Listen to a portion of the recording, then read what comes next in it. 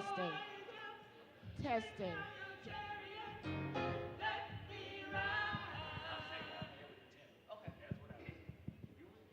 Good afternoon. Can you all hear me? Excuse me 1 second. Hey, to everyone. Usually I'm an on-time person. Is that what y'all was singing just now? But anyway, we were just having a little difficulty on our part, not the church's part, but I think we are going to be okay. Any of you that can stream it from your phones, please go ahead and do that and tag Ovita Glover in so I can share it. Can you do that for me? I want to say thank you to all the candidates that took the time to come out this afternoon. It means a lot to me, if nobody else. And I really appreciate the fact that I'm able to meet you all, and I'm quite sure all of us that are here, and I know other folks are coming in, so don't let this scare you away again when I call on you. You hear me? I'm coming for you, as a matter of fact.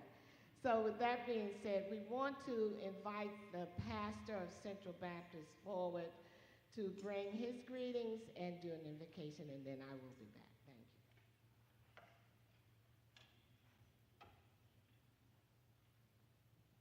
Thank you. Again, we say good evening to you. We welcome you to our Central Baptist Church family. We say that we're absolutely delighted and glad to have you with us. And our prayers that our staff and those who are assisting us will make everything as comfortable for you as we possibly can.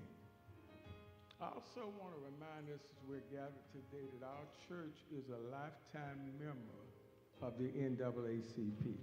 Amen, somebody. But I say to our church, if you're going to be in something, support it. And not just support it by talk. You're going to have to support it financially with your actions as well. Now I say to Madam President, please send me an application this week. Not only do I want to make sure the church is a lifetime member, but the pastor is a lifetime member as well. Amen? Send me an application this week. Again, we're going to have a word of prayer, then we'll turn it back over to Madam President. Let us pray. God of our silent tears, God of our weary years, God of our hope in years past, and God of our help for the future to come. We pause right now to call upon your name, for there's no other name that we can call upon. We're gathering acknowledging your grace is still sufficient, and your strength is made perfect in the midst of our weakness. We're gathered now because we come this far by faith, just leaning and depending on the Lord. We're gathered now because when we look over our lives, we know that we have been kept by your hand. And you're still able to do exceedingly abundantly above all that we ask or think, according to the power that worketh within us. We're thankful for all who are gathered on this momentous, this joyous, and this celebrated occasion. But we also thankful for those who fought the battles, paid the price down through the years as we're gathered here on this day. For we realize that injustice anywhere is a threat to justice everywhere. We come now because we realize that our service is a rent that we pay for the time that we're here existing on earth. So we come with the spiritual attitude of gratitude, just to say thank you. For we realize you've been mighty good to us down through the years. We come now thankful and grateful. We thank you for this branch of the NAACP. We thank you for the leadership of Madam President Glover. We thank you for her staff and all those who faithfully support her. Have your way in every aspect of this service today. And if you do so, we'll be mindful to give your name the praise and give your name the glory, because you're worthy to be praised. It's in the marvelous name. It's in the mighty name. It's in the majestic name. It's in the miraculous name of our Lord and Savior, Jesus Christ, we pray. Thank God and amen.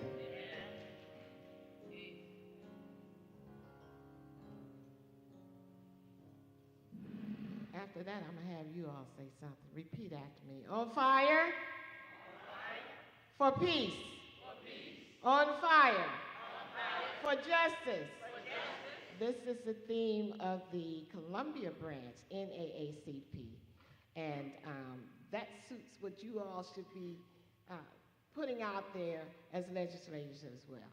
So with that being said, I'm going to introduce the moderator, and he's going to tell you a little bit more about himself when he comes forward as well.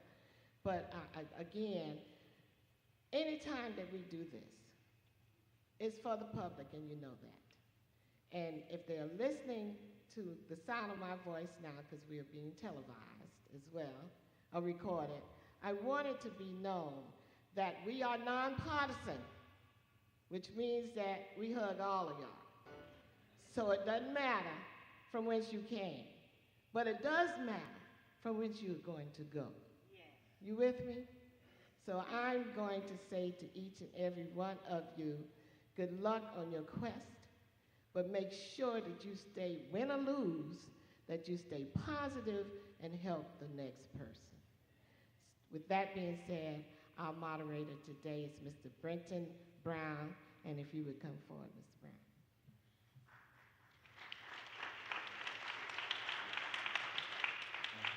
Good afternoon, everyone.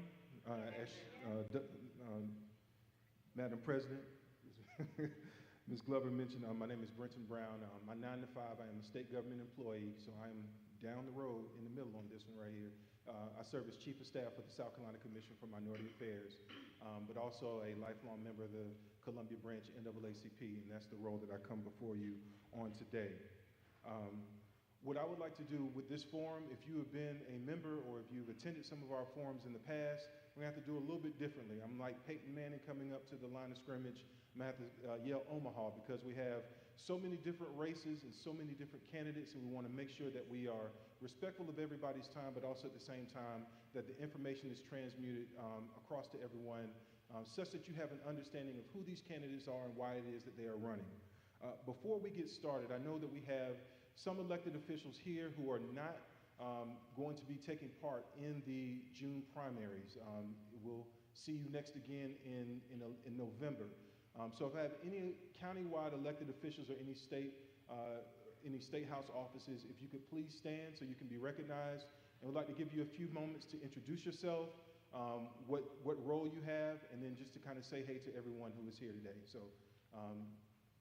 yes, sir.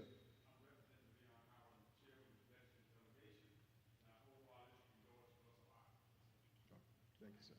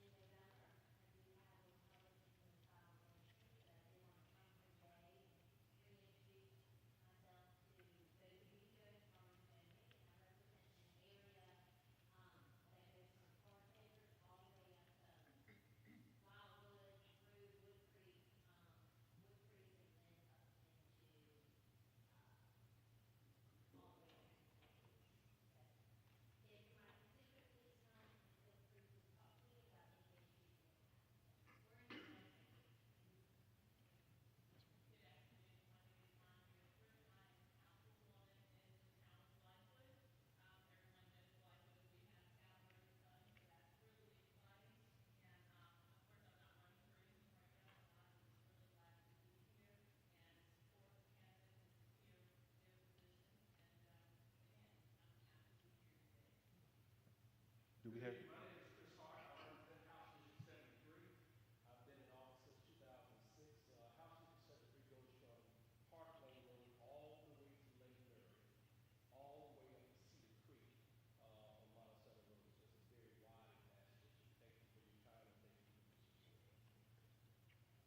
Do we have any other elected officials?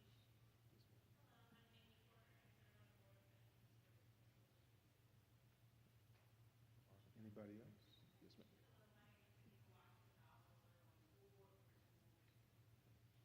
Thank you.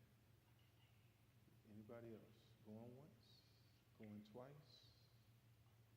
3 times? So, okay. Thank you very much. We want to thank you all for being here in attendance. Just so you know, we will have a follow-up forum on May 9th at 6 o'clock p.m.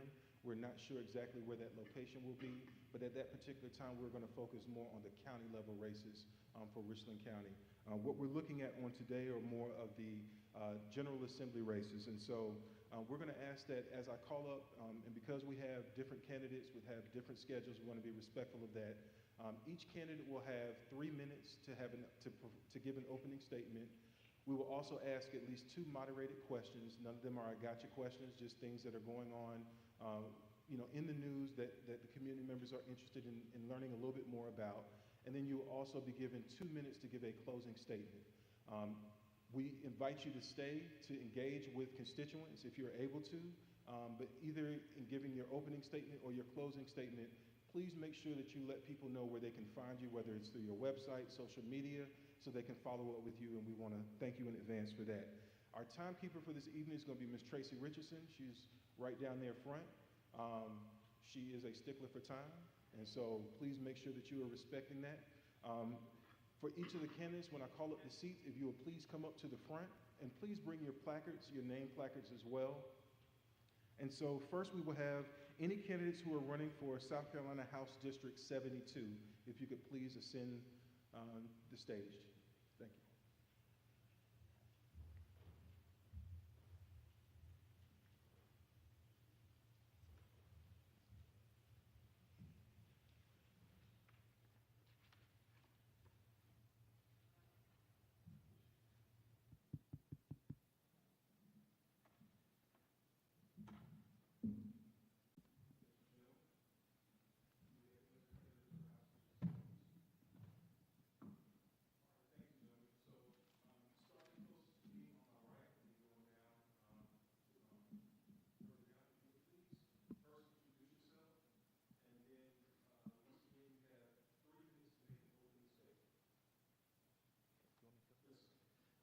Hello, everyone. It's good to see everybody. My name is Seth Rose, and I represent House District 72. I am starting my 6th year in the legislature. I have lived in House District 72 with my wife for over 25 years now. I went to undergrad at the University of South Carolina, where I was a first-team All-American in tennis for the Gamecocks. I played #1 singles. My senior year, I was a first-team All-American, and I was elected in 2014 to the Gamecock Athletic Hall of Fame. I also went to law school at the University of South Carolina. My first job out of law school, I served as a prosecutor for then Solicitor Barney Gazay. I did that for several years before serving on Richland County Council. It is an honor and a pleasure to be here before you, and I look forward to discussing the issues. Thank you. Thank you, Seth. So hi, everyone. My name is Tate Pugh. I'm running to represent District 72 in our State House. As your representative of District 72, I will fight not for extreme ideological ideas, but for common sense solutions that will improve the lives of our whole community. Too many of us are struggling to pay for everyday life as wages stagnate and the cost of living skyrockets. I know firsthand that minimum wage work can be some of the hardest work out there, and it should be valued by our elected leaders. I will fight for these critical workers to be paid what they deserve with a higher minimum wage so they and their families can breathe a bit easier. I dream of a South Carolina where we can all work hard, save enough to be comfortable, and buy a home that we can grow old in. But that's not the reality we're faced with today. Simply put, it costs too much to put a roof over our heads. At best, we have become lifelong renters who don't have the opportunity to build wealth that we can pass on to future generations. At worst, we struggle to find an affordable place to live at all, which is increasing the rate of homelessness in our state. Too many of us are unhoused, whether because of increasing unaffordability, a lack of supportive resources, or untreated mental health afflictions. Here in Richland County, more than 800 of our neighbors, most of whom are veterans or youth, they worry every day where they will sleep at night. And because more than a third of our district lives under the poverty line, far too many more on the brink of joining them. Instead of working to address these challenges, my opponent has not chosen to address this crisis head on. I've already done a lot of work in this area as a volunteer at shelters and at Transitions Homeless Center. I've seen how our legislator has failed us by underfunding these efforts. It's even failing our children, as our state won't even take federal funds to feed hungry students over the summer. But as your representative, I'll ensure that all of us have access to job reintegration programs, housing, and food security to ensure that no one in our state has to go hungry or live on the street. We all should have the right to live with dignity, and our legislature has an obligation to make that happen for the people of District 72.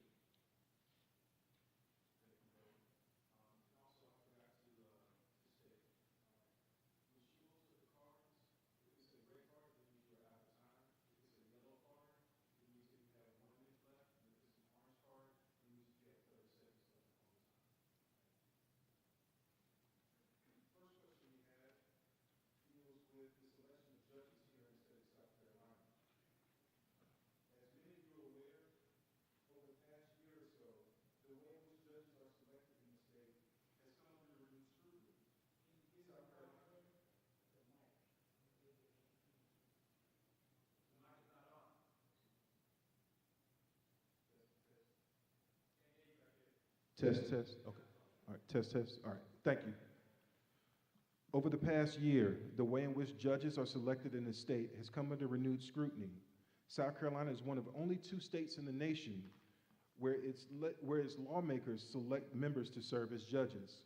However, many believe that this system creates a conflict of interest, especially for those who are attorneys and also legislators. Some believe that they may receive some preferential treatment when arguing cases in state courts. What reforms, if any, do you believe should occur as to how the state selects its judges? We'll start with Representative Rose.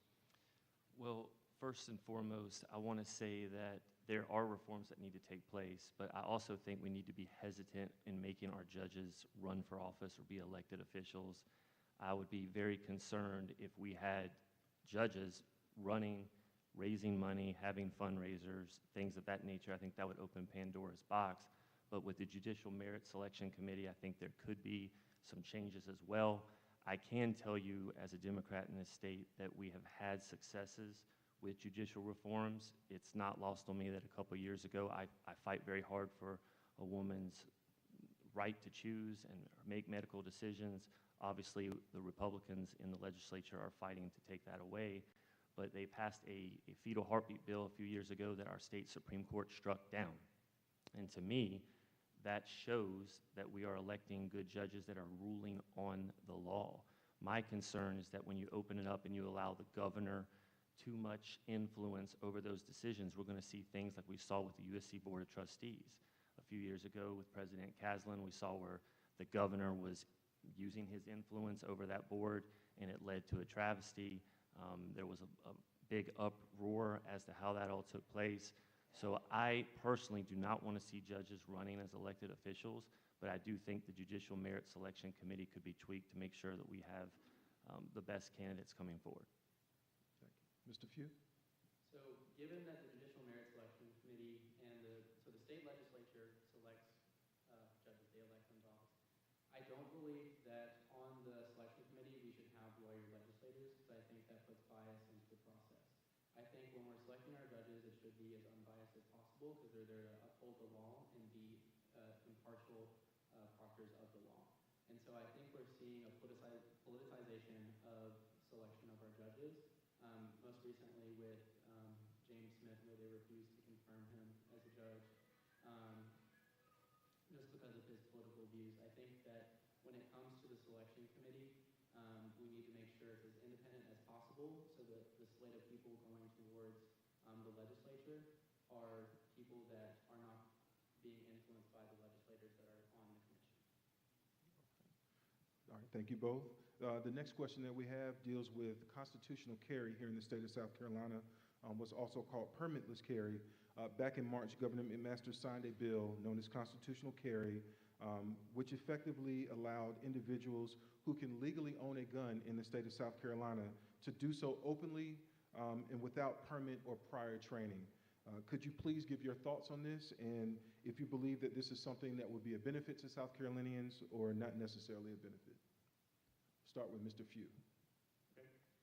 So I believe that constitutional carry will be harmful to our state. It'll end up in the deaths of many people because people are not being trained adequately and not being permitted for obtaining a gun. So when somebody can just go out to the store and purchase a gun, regardless of whether they should have a gun or they're just not being trained, or just without being trained. And so what we need to do is implement common sense gun solutions. So what that looks like is instituting background checks, instituting a limit from purchase to actual receipt of the gun, to limit acts of violence. I think that what's going to happen if we allow this law to continue is that we're just going to see an increase in gun violence and accidental gun deaths and suicide. And I think it's funny that they put a sign out in front of the State House saying no guns. Why should they feel safer than us in our own communities? Representative Rose? Yeah, I totally am against the open carry legislation, and actually on my website, sethrose.com, I posted my comments to the entire House just prior to that vote being taken place. We need to have mandatory training to allow this. This wasn't just open carry legislation. This allows 18-year-olds to put a gun on their hip and walk around. And we know when a gun is openly displayed, people act more aggressive. This is wrong. Unfortunately, we have Democrats are in the minority. There's a supermajority of Republicans in the state legislature, in the House right now, and I am going to be frank, my NRA rating is 0. I speak out, I use my voice, and I am also pragmatic. I am very proud of my accomplishments in the legislature. Right now, in the law that has been passed, it allows local governments to exclude open carry at parades and festivals. I represent House District 72, which has 5 points. There's a festival there. But my name's not on that amendment because I understand that I'm a Democrat in a Republican-controlled legislature. And when you're talking about guns, as a Democrat, when you go in front of the body, they're going to look at you as a Democrat talking about guns with an NRA rating of 0. So I actually had a friend of mine who is a Republican who agreed with me, make this amendment and get it put into law. One thing I also want to say, and it was mentioned that I'm somehow not doing enough with homelessness. I know my opponent is new to Columbia, so he wouldn't know that when I was on local government, I was responsible for transitions funding coming from the county to open the facility that he says he volunteers at. I've also been fighting for mental health training in the legislature, as far as when I know from being on county council, we have a lot of homelessness that is the result of mental health issues. Excuse me, thank you, sir. That's your time. Thank you. All right. One more question before we then go into closing statements. This question deals with redistricting here in the state of South Carolina. For a variety of reasons over the last few years, calls for a change in the way in which the state draws its federal and state legislative maps has been made by various community and civic organizations. As it stands, the General Assembly draws all political maps in the state. However, others believe that this process can no longer be trusted and should be delegated to an independent, nonpartisan redistricting commission. Please let us know your thoughts on if things should stay the same as they are or if something should change. We'll start with Representative Rose. The question goes to redistricting? Yes, sir, redistricting. Let me say this, guys. Redistricting, why do we have a majority of the state that believes, and I'll use this as an example, in a woman's right to choose? But yet we have a legislature that overwhelmingly, in all roads, I fought for James Smith. I have replaced James Smith in the legislature, but I fought for him. But all roads and his candidacy was stopped because of his stance on abortion. It seems like we have so many legislators that are fixed on that issue. But the problem is that we have elected officials drawing their districts. And over time, because the districts continue to be drawn one way, we have extreme politics. If we had more districts that were center, we would elect center people. In a general election, you couldn't be extreme one way or the other and get elected. But we don't have that. And that redistricting is really a major flaw that we have when people say, why does Congress not work together? It is because of the way our districts are being drawn. Right now, our districts are drawn based on a broad set of rules and regulations as to what is acceptable. But it's so broad that we have elected officials drawing their lines. I don't like, this neighborhood doesn't support me, so I'm going to push that there. Additionally, the party in power gets to approve the lines. So Republicans don't, I assure you, when they look at the maps, they want to make sure that they have the numbers in the House to keep power. It's a major issue, and we should have independent commissions drawing the lines. We have elected officials picking their constituents instead of constituents and citizens picking their elected officials. Thank you. Mr. Few? I believe we need an independent commission as well. I think that the legislature has shown recently that they just cannot be trusted with drawing the district lines, especially with recently seeing racially gerrymandered lines be permitted in the state. And so I just don't think that is acceptable, and I think that it goes against the core values of who we are as a state. And I think that an independent commission could remove the bias from the redistricting, and we can move forward knowing that we can trust the process rather than having it politicized. All right. Thank you. So now that ends the moderated portion for these two gentlemen. We'll allow them 2 minutes to give a closing statement. In that closing statement, please let the audience know where they can find you when it comes to your social media, your website, things of that nature. We'll start with Mr. Few this time. So thank you, and thank you again to the NAACP and the Central Baptist Church for hosting this forum. Thank you to you as well for moderating. We're all here because we care about our community, and we all want it to be the best it can be. We all want to live in a state where our government is working to make our lives better, to make our communities safer, and to preserve the freedoms we are all promised as Americans. But during my time working as a legislative assistant in our state legislature, I've seen firsthand how our state is failing us and actively working to take away our right to choose, our right to be who we are, and our right to feel safe, even our right to read a book. Right now, our district needs somebody that's ready to fight for these rights, someone who isn't afraid to stand up for what is right. Our party and all of South Carolina needs an advocate who is willing to work with organizations on the ground and to get things done. And that is why I'm here with you this evening. This moment in history requires a fighter in our state house, someone who will fight for your real shot at the American dream and for our rights as ordinary Americans who just want to live our lives without fear. So as your representative of District 72, I will fight for higher pay for workers, for the right resources to address the housing and homelessness crisis, and for all of us to have our fundamental rights. And I will do so with the experience and the perspective that is required. So together we can make life better for all of us. We can make a district in South Carolina a place where we feel welcome, supported, and safe. So if you want to join our movement, Few for the Many, you can go to TateFewForDistrict72.com. And then my Twitter as well is TateFewOfficial, and then my Instagram is TateFewFor72. Thank you. Thank you, sir. Representative Rose. I am very proud of my accomplishments in the state legislature. There are people that run for office that say what they're going to do. I come before you saying, look at what I've done. As a member in the state legislature, I have secured over $30 million for House District 72 in downtown Columbia. There is a $5 million road project in the heart of the House District that I represent that is under construction right now because it was the most dangerous stretch of road for pedestrians in the entire state. It's going to be transformative. It's going to make it more walkable and bikeable. Additionally, I've secured $16 million for infrastructure to have spur development along the river. There's many other projects that I've had that are being funded.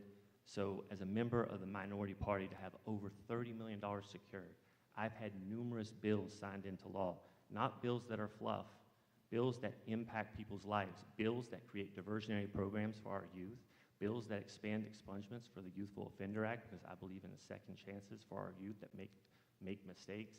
The Samantha Josephson Rideshare Safety Act, which garnered national attention. I was on Anderson Cooper to talk about that. I had other state legislators calling me about what we did here. So it's gone on to spur on nationwide reform as to that. But I have lived in House District 72 for over 25 years. I'm someone you know and trust. I've been here. I think honesty is important. My opponent says he was a legislative aide, obviously served in the legislature. I looked into that. He wasn't an aide. He worked for a lobbyist firm. As somebody who wants to vote and be for you, I think that is important. Certainly with him being new to Columbia, we looked up to see what type of voting record he has. I was obviously shocked to find out he hasn't voted since 2020, didn't vote in the Democratic presidential primary in February. I voted to re-elect President Joe Biden. My opponent didn't vote at all. Thank you, sir. That's your time. So these are concerns, but I think honesty is important. All right. Thank you. Gentlemen, we'd like to thank you both. Once again, both of these gentlemen are running for South Carolina House District 72. Thank you both. Once again, as mentioned before, some of our candidates, they wanted to make sure that they came out here today. However, also at the same time, they have some other scheduling conflicts. So if they're able to stay, you're welcome to speak with them. But we want to thank both of them for coming. Next, we're going to have those who are running for South Carolina Senate District 22. Once again, if you are a candidate for South Carolina Senate District 22, if you could please ascend the podium.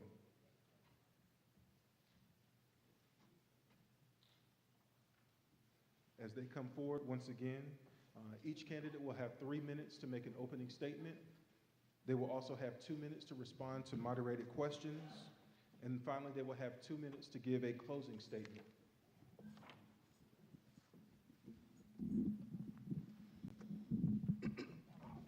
We'd like to thank the choir. Thank you, members, for blessing us on this afternoon. Thank you all.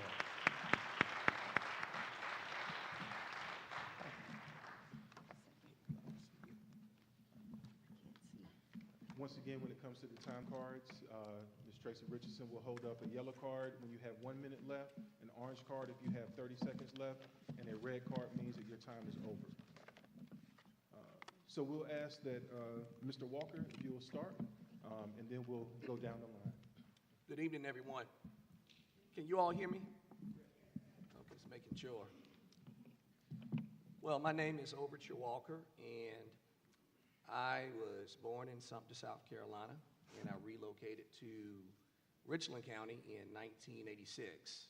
So Richland County is where I grew up. It's my home. I attended public schools here in Richland County, went to Lower Richland, where I graduated in 1998. Eventually, I matriculated at the University of South Carolina, so I definitely bleed garnet and black. I was a history major there. And then eventually I went off to law school, finished law school in 2004, and I started my career in public service, as a public defender at the Richland County Public Defender Office, where my responsibility was to provide access to justice for individuals who cannot afford legal counsel. Then I left the Public Defender's Office to go work at the City Attorney's Office for the City of Columbia, where I was a prosecutor. And my primary role there was to keep communities safe. It just wasn't about getting convictions. I also worked as an assistant city attorney, where my role was to protect taxpayer dollars. And then eventually I went into private practice, where I worked for Representative Beth Bernstein, who's right here on the front pew. And during my time there as an associate, I took on, big corporate interests as well as insurance companies in defending ordinary people, making sure that they got that justice was served on their behalf. And then eventually I opened my own law firm. And so I am a small business owner with law offices in Charleston and Columbia. And I eventually became a city judge, where my role was to administer justice without friends to reward or enemies to punish. And then around 2019, I started hearing rumblings about folks not feeling good about county government. And so my predecessor on Richland County Council, Jim Manny, decided not to seek re-election. And so at that time, after talking with my wife, I decided to make my foray into elected office, where I ran for Richland County Council. I've been there for 4 years. And I ran to renew public confidence in county government. And I can tell you that 4 years later, people feel pretty good about Richland County government when you consider our record when it comes to creating jobs, i.e. Scout Motors. We're talking about 4,000 jobs off Scout Motors alone, but we look at other areas of economic development investment. It's a total of $3 billion, along with about 7,000 jobs created over the course of 4 years. We were able to put to bed many of the controversies that rocked Richland County Council for several years. And there are many other accomplishments as well that we were able to, things we were able to achieve at Richland County government. Thank you, and sir. so That's here your we time. are. That's your time. Okay. Next one, Ms. Elkins. Good afternoon, everyone. As you know me, I love to start and end with a quote. Rosa sat so that Martin could walk. Martin walked so that Obama can run. Obama ran so that our children can fly. The children are our future. That's why I am a teacher, a lifelong educator of 35 plus years. We are the creators of each and every profession that everyone has been a part of. Buckle your seatbelt, place your oxygen mask on, and buckle your seatbelt and place your oxygen mask on first, and ride with me as I seek the Senate seat for District 22. I am Dr. Monica Elkins, the proud daughter and granddaughter of women who taught me servant leadership from the early age of 3 years old. As I watch my mom, who's sitting here today, and my grandmother feed, clothe, and shelter the homeless, the community, the people downtown. Not only that, I watched my grandfather and my father, who served in the military, the Army, so that I can go to college. It was because of them being a veteran that I was the first in my family, the first generational person to attend college. I am an icon, a servant leader, a first generational graduate from high school, as well as the first HBCU, South Carolina State University, in which I was first introduced to the NAACP, where I'm a lifetime member of 40+ years. A veteran school board member of Richland School District 2 School Board, a woman of great faith, and a candidate for Senate District 22. I want you to know that I am running because, as you know, there are 46 senators. Only 6 are women. Let me say that again. Only 6 are women. I want to be the voice, not only for women, but for all of you. I want you to know that men cannot tell us what we can do with our bodies. As a school board member, I've watched students bring weapons to school. That's why I was a champion to make sure that we receive metal detectors in our schools to make sure that our students stayed safe. I want you to know that as a servant leader, you don't just see me during campaign time. You see me all year long, working in the community, working with the homeless, working with students, and volunteering my time. As an educator, I work in rural school districts because, as we know, the broadband and so many things that go on in rural school districts, they don't have what we have. And guess what? I'm an advocate to make sure everyone is treated fairly. Thank you, ma'am. Representative Thigpen. Thank you for this opportunity. I am Dr. Ivory Thigpen. I am the current chair of the South Carolina Legislative Black Caucus. I am State Representative, House District 79. I am the pastor of Rehoboth Baptist Church, headmaster of the Child Care Development Center, and the owner of Restore Chiropractic. But above all that, I am the husband of Dr. Martia Creighton Thigpen and the father of 4 wonderful children. I've been a stakeholder in community since I arrived in Columbia. I've been here nearly 20 years. I've been the pastor of Rehoboth and there for 18 years. During that time, I've touched the life of many families. I've coached Pop Warner football. I've coached AAU basketball. I've coached, you name it, AAU track. I've coached upward soccer. I had the privilege of coaching all of my children and being their very first coach. I say that because I believe that is how you impact lives at a granular level. Many ask me, why would I run with so many hats? It's because, one, God called me. I don't believe this to be a profession or an opportunity. I believe it to be a calling, and I serve with integrity because of that. Many who would speak to my role and my service in the House, having risen to leadership in the House and leading the caucus, they'll tell you someone who is firm and fair, but measured, one who is a moderator and often brings calm in a very stormy place. I have tremendous amount of experience of the elected officials here. I'm the only one who has been in the legislature. I start day one with capital, credibility, relationships, and institutional history and knowledge. I am one who's willing to do the work. I'm not afraid of hard work. But much like Representative Rose said, I don't have to have my name in the spotlight or my name on the bill. Much of the work that happens in the state legislature happens behind closed doors. It happens at the table where the deals are made, where the questions are answered. And I am one who I believe distinctly is willing to be calm, but also have courage when needed. I am a strong voice. I'm a sound, steady voice. I am a leader, and I think that will be the distinction between me and the others who will seek to serve you. But all of us are capable people, and I thank them for offering themselves. Thank you. The first question that we have for you on today deals with campaign promises. And so all of you have held elected office before. Campaign promises often change after someone reaches office and they're faced with the reality of legislating. What do you hope to accomplish as a legislator that you may not have already articulated? And we'll start on the far end with Representative Thigpen. Once again, campaign promises often change after an elected official is faced with the reality of legislating. What do you hope to accomplish as a legislator that you may not have already articulated? Right. Well, let me begin by saying I am a legislator. I've been one for 8 years. I feel like we have carried the ward on a lot of things, particularly as chair of the Legislative Black Caucus. We've told the line. One of the things that I think has been a critical and a crisis and tipping point is our judicial selection reform.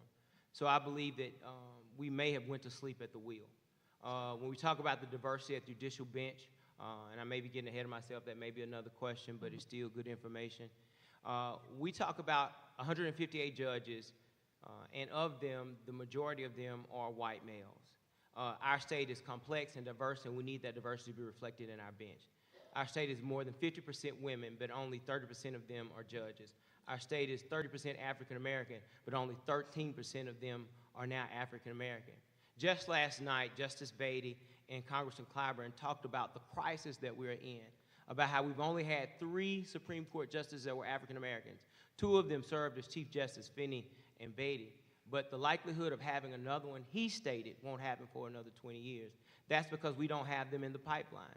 I just stood a few days ago, and the legislators in the room can attest, and talked and even had conversation after with the President of the Senate about what took place most recently in our joint session, and what I believe, honestly, was abuse of power. We have elected members who are there to ask questions, raise points of inquiry and motions, and they are ignored. To me, that is a violation of the democracy and the fabric that makes us American. And I cannot sit silently by. And even though I do so in a very respectful way, we demand that it must change, because this is what must happen. If we do not put people of diversity, not only just gender and race, but even geographical diversity and diversity of thought, because that's what makes us South Carolina, that's what makes us the strongest. So we will keep promises, period. Thank you. Ms. Elkins? I think that is a wonderful question. I think my record has spoken for itself. Let's be clear. I have the most experience up here as an elected official. I have been an elected, that I still do, is visibility. Everyone sitting here know that you're going to see me at every event. You're going to see me at birthday parties, community events. You're going to see me standing up being an advocate for gun violence, for women's right to their bodies, for abortions. You're going to see me for voter registrations. You're going to see me. I walk the walk and I walk the talk. Again, you don't only just see me during election time, you see me all of the time. As an educator, I promised that I would get metal detectors in our schools. Along with my colleagues and I led that champion to make sure that our students are safe, our communities are safe. Not only that, a campaign promise that I still hold true is that I'm going to come out to your communities. Again, not only during election time, but you're going to see me all year.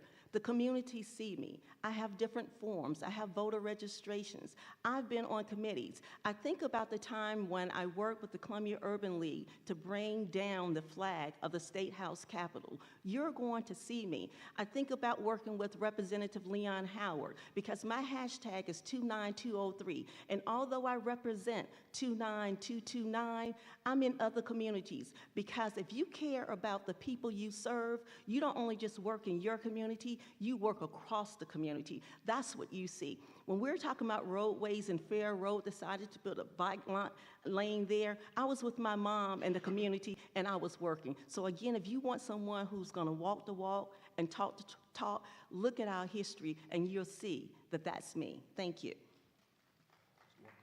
Thank you. Well, when I campaigned for county council 4 years ago, I had the same conversation with constituents that I have with my clients, which is I have goals and objectives that I would like to achieve, but I can't promise or guarantee you an outcome. In the practice of law, you never know what a jury or a judge would do. When you get into politics, well, it's a game of numbers. And when you look at our General Assembly, we have in the House, I believe, 124 members. 36 out of 124 are Democrats. That's less than 30%. You look at the state Senate, 15 out of 46 are Democrats. That's less than 35%. So all the values and concerns that we espouse, all the objectives and goals that we have as Democrats, the reality is we just don't have the numbers to be able to move the needle. That's why one of the reasons that I'm running is to restore political balance in the General Assembly. As the next senator for Senate District 22, I would be making a push in earnest to get more Democrats elected. It's one thing to say you want to sit down and have a conversation with Republicans, or you feel that you're the one who can sit down and reason with them and get them somehow to be sensible. But the reality is, in politics, strength is in numbers. Your leverage is in numbers. When you sit down for a mediation in the legal profession, the only way you can get the other side to actually negotiate with you in earnest is if they understand that you have leverage. Well, in politics, it comes down to numbers. And so until we increase the number of Democrats in the House and or in the Senate, we'll keep having these conversations. We'll tell you about all the things that we care about. But the reality is, strength is in numbers. And when it comes to judges, which is something that I'm very passionate about, because I happen to serve as a judge, I'm the only person on this panel who did serve. Thank you, sir. That's your time. Okay. Thank you. All right. Final question before we go into our closing statements. On June 17, 2015, we had the massacre at Mother Emanuel Church in Charleston. Ever since then, hate crimes legislation has been on the forefront for many people across the state. However, South Carolina remains one of only 2 states that does not have a state-level hate crimes law. Could you please talk about your thoughts on whether or not the state should have a hate crimes law, and if so, what you will do to work to ensure that this legislation is passed? And just for a very quick background, the legislation has been introduced the first year of this current session. It has passed the House, but is currently in the Senate as of right now. We'll start with Mr. Walker, and then we'll go down the line. Well, I think it's a travesty that South Carolina is one of 2 states that does not have a hate crime bill. To me, it is a no-brainer. But I don't view this issue solely in racial terms. For me, I would want to see hate crime legislation that it's rather comprehensive, one that goes as far to protect all vulnerable communities, to include the LGBTQ plus community as well. I believe any hate crime legislation should make every community feel accepted. We want them to feel protected, and we want them to feel as if that their General Assembly has their back. But again, it goes back to numbers. You know, how do you increase the number of Democrats in the General Assembly so that way you can get a hate crimes bill through? Until that happens, I just don't, and I hope that I'm wrong, but this group in the General Assembly, this group of Republicans, they are not committed to seeing any hate crime bill pass, which is why we're going to have to work in earnest as Democrats to get more and more and more of us elected in the House and in the Senate, and that's what I would be pushing for. Thank you, sir. Ms. Elkins? We should have had a hate crime bill many, many, many decades ago. When I think about little kids, when they go and they play, they don't see color. They just play with all the people there. Hate is taught. But when we're talking about how many Democrats we have and how many Republicans, it's not about how many we have. It's about the relationships that we build. So if you want to see a change, then you have to become a builder of relationships, positive relationships, relationships that will get bills passed.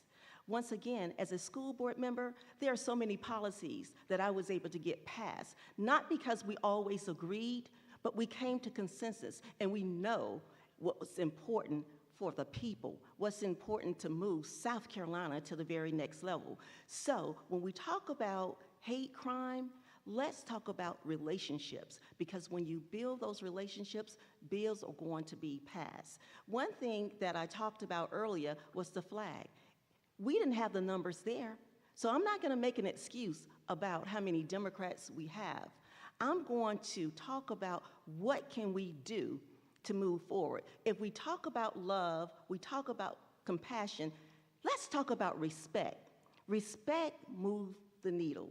So when we're talking about the hate crime bill, let's walk across and let's build bipartisan policies and laws, and let's build those relationships to move South Carolina to where it needs to be, a state of productivity. Because research shows that when you put women in place, they get the work done. Common sense, policies, procedures, and let's move forward with the hate crime bill by putting me in place to add one more woman to the table to be a voice and an advocate for all of you. Thank you. Representative Thigpen. What an appropriate question. It is the Emmanuel event that was the catalyst that brought me into elected office. It was a call of God upon my life that we needed to create a better South Carolina that does not harbor hate, but instead provides the necessary laws and framework to allow whomever, regardless of race, gender, color, sexual orientation, or creed, to be the best version of themselves. I am one who created a caravan of love from Mother Emanuel to the State House to bring more awareness. I'm in conversation now with national anchors about doing a story on hate crime, because we are one of 2 states without it, and we are without excuse. We are ground zero for the most heinous hate crime in the 21st century. And it's because a few senators won't allow it to come up for a vote. And because it is the second year of this session, if it is not passed out, because it is already passed out of the House, it will not make it to law. It would have to start over. And the dynamics, because of gerrymandering, have changed tremendously in the House. And I'm not even sure if we can pass it out of the House next session. And so we really have to toe the line now, and we have to bring attention to it. Again, we have to be the catalyst of change. And so we have to bring voice. I fought for it. I know Representative Beth Bernstein has been a champion for it. Wendell Gilliard has been a champion for it. I filed legislation. But let me say something about the supermajority, right, or the super minority that we have. We have 36 in the House. We have 15 Democrats in the Senate. We cannot, with those numbers correctly, really pass anything, but we can seek to make things better. We can put pressure on individuals to do what is right. From the words of Martin Luther King, it's always the right time to do what is right. Yes. Thank you. And so you will now have 2 minutes to give closing statements. As you do so in your closing 2 minutes, please make sure to state how individuals can contact you, whether it's through your website, social media, things of that nature. We'll start with Mr. Walker, and then we'll flow down the line. I think it is very important for us to understand what this hour calls for in the Democratic Party. We are living in a state where Republicans, many of them MAGA Republicans, are seeking to roll back the clock on all the progress that we've made over the last 50, 60 years. They are looking to, in fact, they're making an effort to take away choice from women. They want to rewrite the history of African Americans in this country. They're looking to ban books. They're looking to what I believe to be, we're taking steps to eliminate diversity, equity, and inclusion initiatives on college campuses and public universities. And so you have to understand that this hour calls for an advocate. This hour calls for a champion. This hour calls for a fighter. We don't need a mediator. We don't need someone who believes that they can just sit down and sing Kumbaya with these MAGA Republicans who are more committed to their way of life that at times it seems that we are committed to the values that we espouse. And so if I am fortunate to be elected to serve in Senate District 22, I will be a fierce advocate for democratic values and democratic principles, and you will see leadership out of me when it comes to the issue of increasing diversity on the bench. Unfortunately, my opponent, he has touted his experience as chair of the Black Caucus, but when the time came this past spring to speak up, for a couple candidates who were of African American descent, we just didn't have a strong voice. And I'm not going to call the names of those candidates. But again, you can judge people not by what they say, but you judge them by their deeds. And I'm the only candidate in this race who has experience, not only serving as a judge, but also someone who, as the chair of county council, who governed a Democratic majority. Thank you. Ms. Elkins?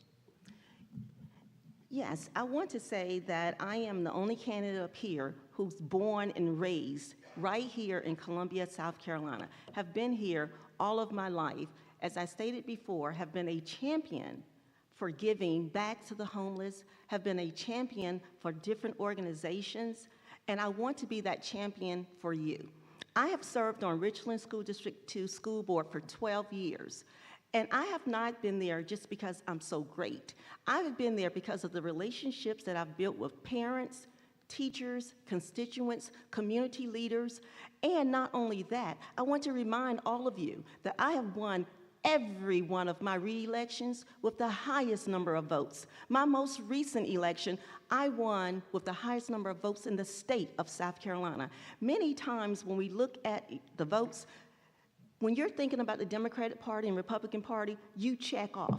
But when you're talking about a school board race, you have to go and find their name amongst 17 other candidates. I want to be your next senator for Senate District 22 because we have 46 senators and only 6 are women.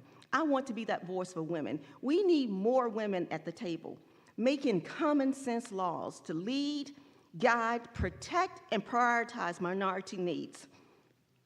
We need to focus more on education, crime, family, and health care. Our approach as women, we inspire and we improve fairness, as well as women leaders help to increase productivity. If you want to get the job done, vote for a man. If you want to get the job done right, vote for a woman. I want to represent all of you. My history has proven that I have a wonderful track record of building relationships. As a school board member, we are nonpartisan. Once again, I've built more relationships with the state legislator than any candidate sitting here, and some is there. Thank you. Representative Thigpen. Thank you for the opportunity. Having sitting here listening, one of the conclusions that I've come to is that individuals may not know me, know my record, and definitely not know the position and the work that's being done. But when you're on the outside looking in, sometimes it's challenging to know what's really going on. But what I can say is that you can ask anyone that I serve with, from the leadership down, that I am a strong proponent, that someone who fights for what is right and has a record to go along with it. It's easy to throw punches, right? But when you're a leader, you rise above. When we talk about me running for this position, I ran for this position reluctantly because we had someone, a senator, who denounced the party, who didn't make up their mind whether or not they would run. And I asked them for over a year, are you going to run? To which their response to me was, I don't know. After having a year's time, I spoke to everyone that was in our district and gave them the courtesy, like a man, to let them know that this is what I plan to do. If you have other intentions to do something differently, just share that with me. Because ultimately, we must become more sophisticated and strategic in running for office. We cannot divide our votes because we are stronger together. And you want to talk about strength and making a difference, you have to be decisive and make decisions and be a leader. Not wait for someone to give you permission to run, not ask, can you run, and definitely not get in on the last date and run for both offices. Do I get to respond? Thank you. All right, that is all the time that we have for, these candidates. No Once response? again, if you could hold your, like they say in graduation, if you could please hold your applause. Once again, we'd like to thank all of the candidates for South Carolina Senate District 22. If they will stick around, if they have an opportunity, they will stick around to be able to answer any questions that you have. Once again, thank you, candidates. Yep. Thank you all. Next, if we can have any candidate who is running for South Carolina Senate District 26. Once again, if we can have any candidate who is running for South Carolina District 26. Once again, not just with this, but as in all the races that we're here on tonight, all of those who have applied or who have submitted their candidacy was invited to attend. Unfortunately, some of them could not because they had previously scheduled events. But every candidate who is seeking election in one of these seats has applied, was invited to come here this afternoon.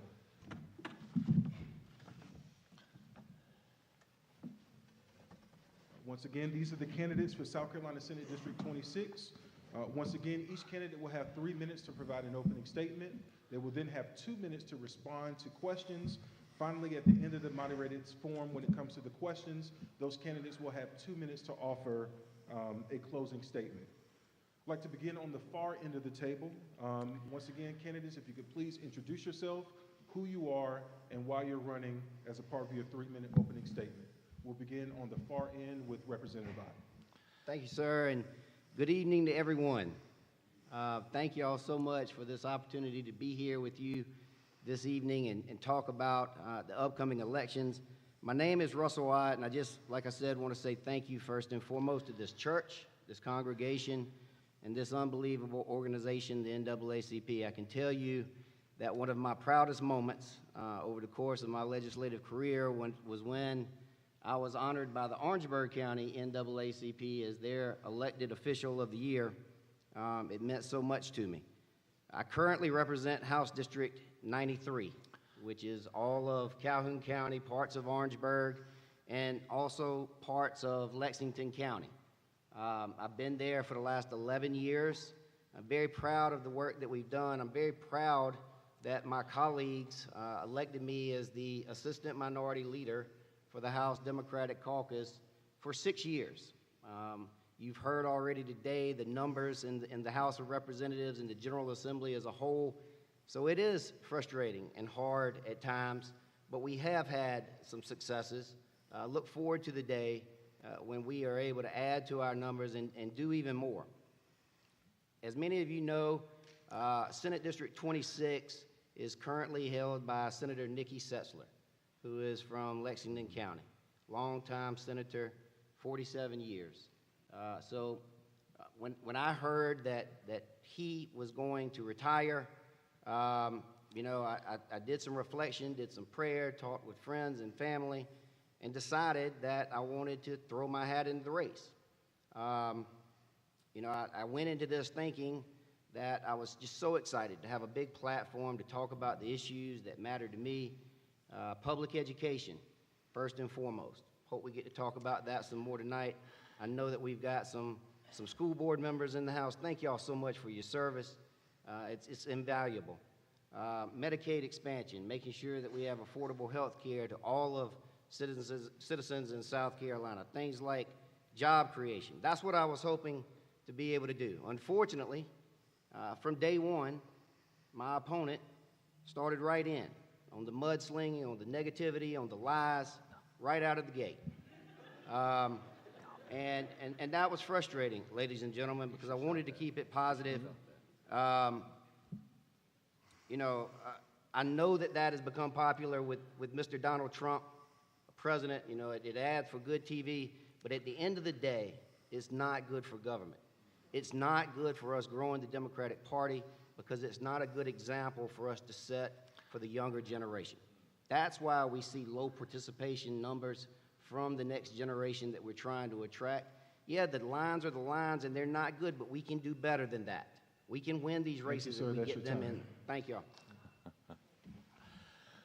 I'm Chris Smith. I live in West Columbia. I started paying attention to what goes on in that State House back in 2016 over the gas tax issue.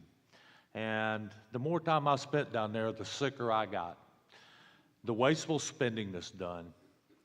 The money they're spending is not going to where it needs to be. In the 2015 flood, I worked with Alan Love, with Roscoe Wilson, with Aaron Bishop, and meeting the needs of the community in that time frame. And I learned a great deal that I didn't already know about the schools. I was in a meeting with Steve Benjamin, Mayor Benjamin, around that same time frame, and I asked him a question. I said, Steve, what keeps you up at night? He reared back in his chair and he said, Chris, it's the kids. You know, kids don't know how to succeed, nor do they know how to fail. It's learned behavior, and we get to choose what they learn. But it was what he said next that floored me. He said, Chris, if the church does not get back involved in the schools, we are going to lose a whole nother generation to these gangs. And that broke my heart. I'm the regional coordinator for the National Day of Prayer. Going back into the mid-90s, I was state director for a ministry called Promise Keepers. I have spent 28 years with Piedmont, U.S. Airways, retired from American Airlines.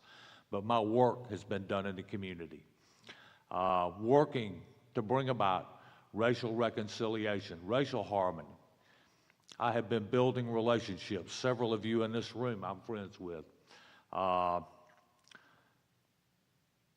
You brought up a Mother Emanuel a minute ago. Senator Pinckney was a friend of mine. The day that they did his service at Ronnie Brailsford's church, downtown, Bethel AME, Ronnie Brailsford's a 30-year friend of mine. Steve Benjamin grabbed me by the arm as I walked by. He was doing an interview. And when he finished that interview, he turned around and buried his head on my shoulder and wept. And I wept with him. So I want to fix this mess. And I want to put the money where it's going to matter. And the answer to poverty just entered kindergarten. I think I'm done. Oh, I still got 30 seconds? Okay. If we can get these kids through the 12th grade prepared for life, then it makes a complete difference in their life. And there are programs out there that are easily duplicatable, one at Airport High School, and the name of the program is the Scooter Scott Project, and they work with the at-need and at-need kids in the Airport High School, and the grade point averages have gone up, the graduation rates have gone up, and the dropout rates have dropped dramatically. Thank you. Senator Harpootlian. Thank you. Good evening. My name is Dick Harpootlian. I am the current senator for District 20, and I was gerrymandered into District 26. Now, I'm not new to Richland County politics. Let me say that as I sit here tonight, I think of folks that I worked with like Ida Quincy Newman, like I.S. Levy Johnson, Reverend Whitaker out here, who we all remember as an extraordinary leader. These are folks that helped me get elected to Richland County Council in 1986 with Bernie Scott, John Scott, Harriet Garden Fields, and we worked together to fund and support education, to improve our roads, and do all the things that made this a better county. In 1990, I was elected your solicitor, and I was a prosecutor for Richland and Kershaw counties. I hired more young African-American lawyers than any previous solicitor had ever done. Now, I want to address something that's important. Mr. Ott down here says, I'm going negative. He voted in the House for the open carry bill. He voted with the Republicans. He voted 5 times to ban abortions in this state. Those are his voting records. He voted with the Republicans over and over and over. You know, Harry Truman once said, somebody said to Harry Truman, give him hell, Harry. He said, oh, I'm not giving him hell. I'm just telling the truth. So if he thinks I'm giving him hell, he ain't seen nothing yet. Thank you. Thank you all. The first question that Mr. we have. Moderator, do I get to respond since he called my name? No. No, sir, but You can in a minute. you feel free to make a response after, during the moderated question session, sir. Thank you, sir. Yes, sir. The first question that we have for you all, once again, you'll have 2 minutes to respond, and we'll start on this end with Senator Harpootlian. Deals with campaign promises. Once again, campaign promises often change after someone is faced with the reality of legislating. What do you hope to accomplish as a legislator that you may not have already articulated? Once again, campaign promises often change after an elected official is faced with the reality of legislating. What do you hope to accomplish as a legislator that you may not have already articulated? Well, I think judicial reform, you know, I am a lawyer legislator. I sponsored legislation and worked on a working committee that passed legislation from the Senate, which would pretty well prohibit lawyer legislators from having influence, outsized influence in picking judges. I think it's wrong because we have folks in the legislature, some in our own delegation, who use their position on the screening committee to get favorable treatment from judges they help pick.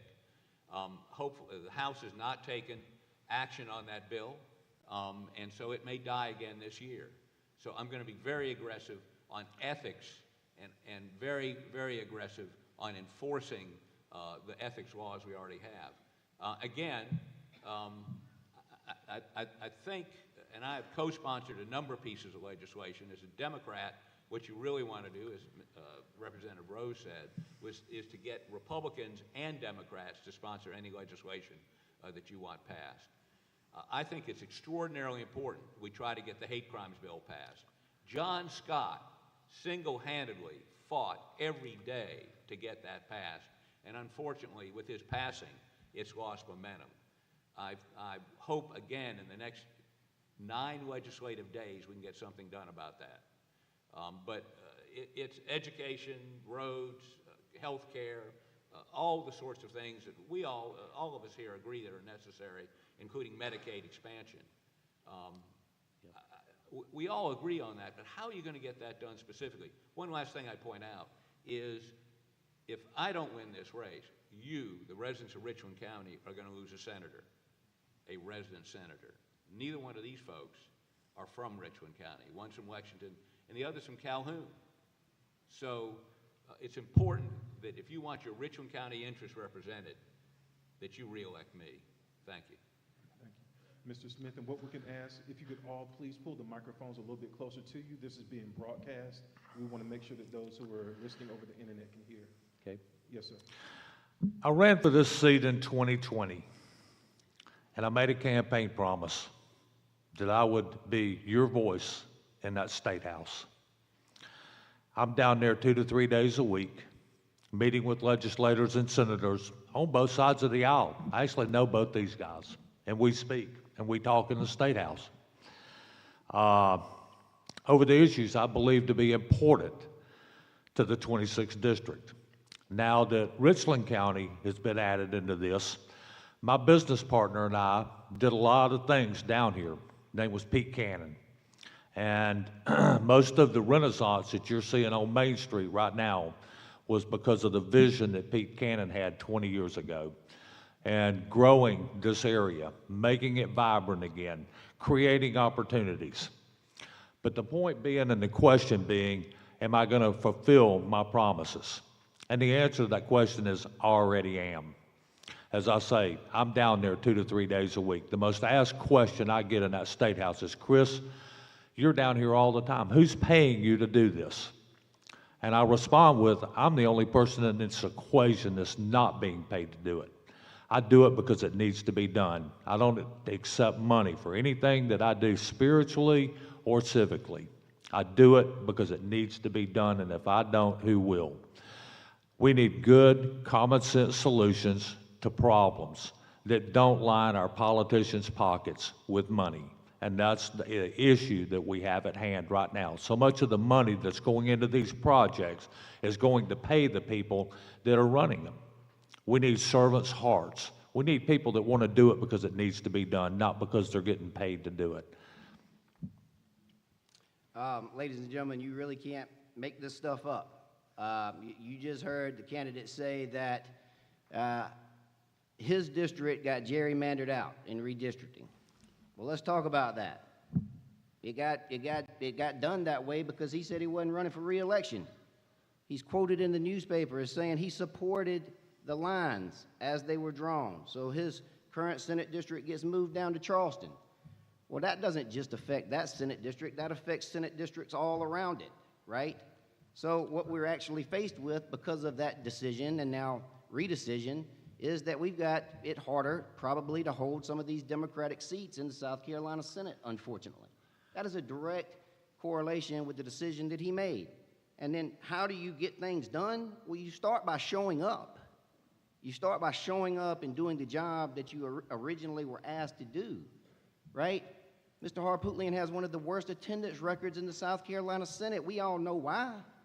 Because he's been choosing to do other things over the course of the last 2 years, not represent the current district that he currently represents.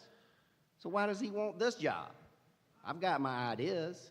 Because it's very beneficial for him to be there and to be able to vote on the judges that he then goes and sues businesses all across the state to go and get huge attorney fees. It's very beneficial to be able to vote on those judges.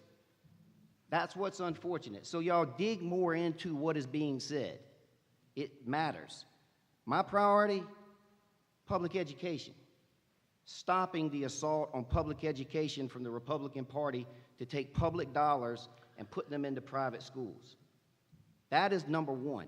You want to talk about any issue that we're dealing with across this state, we can fix it if we fix public education. If we can start supporting our school board members, if we can start paying our teachers what they need, if we can equip our students regardless of what their zip code is, if we can give them an adequate place to go to school and learn, we can have huge outcomes across this state. Thank you. The next question, ironically, actually deals with public education. Many people feel that there is an assault on public education and that public education is being divested or not being funded at the level in which it should, more so in the favor of religious or private education.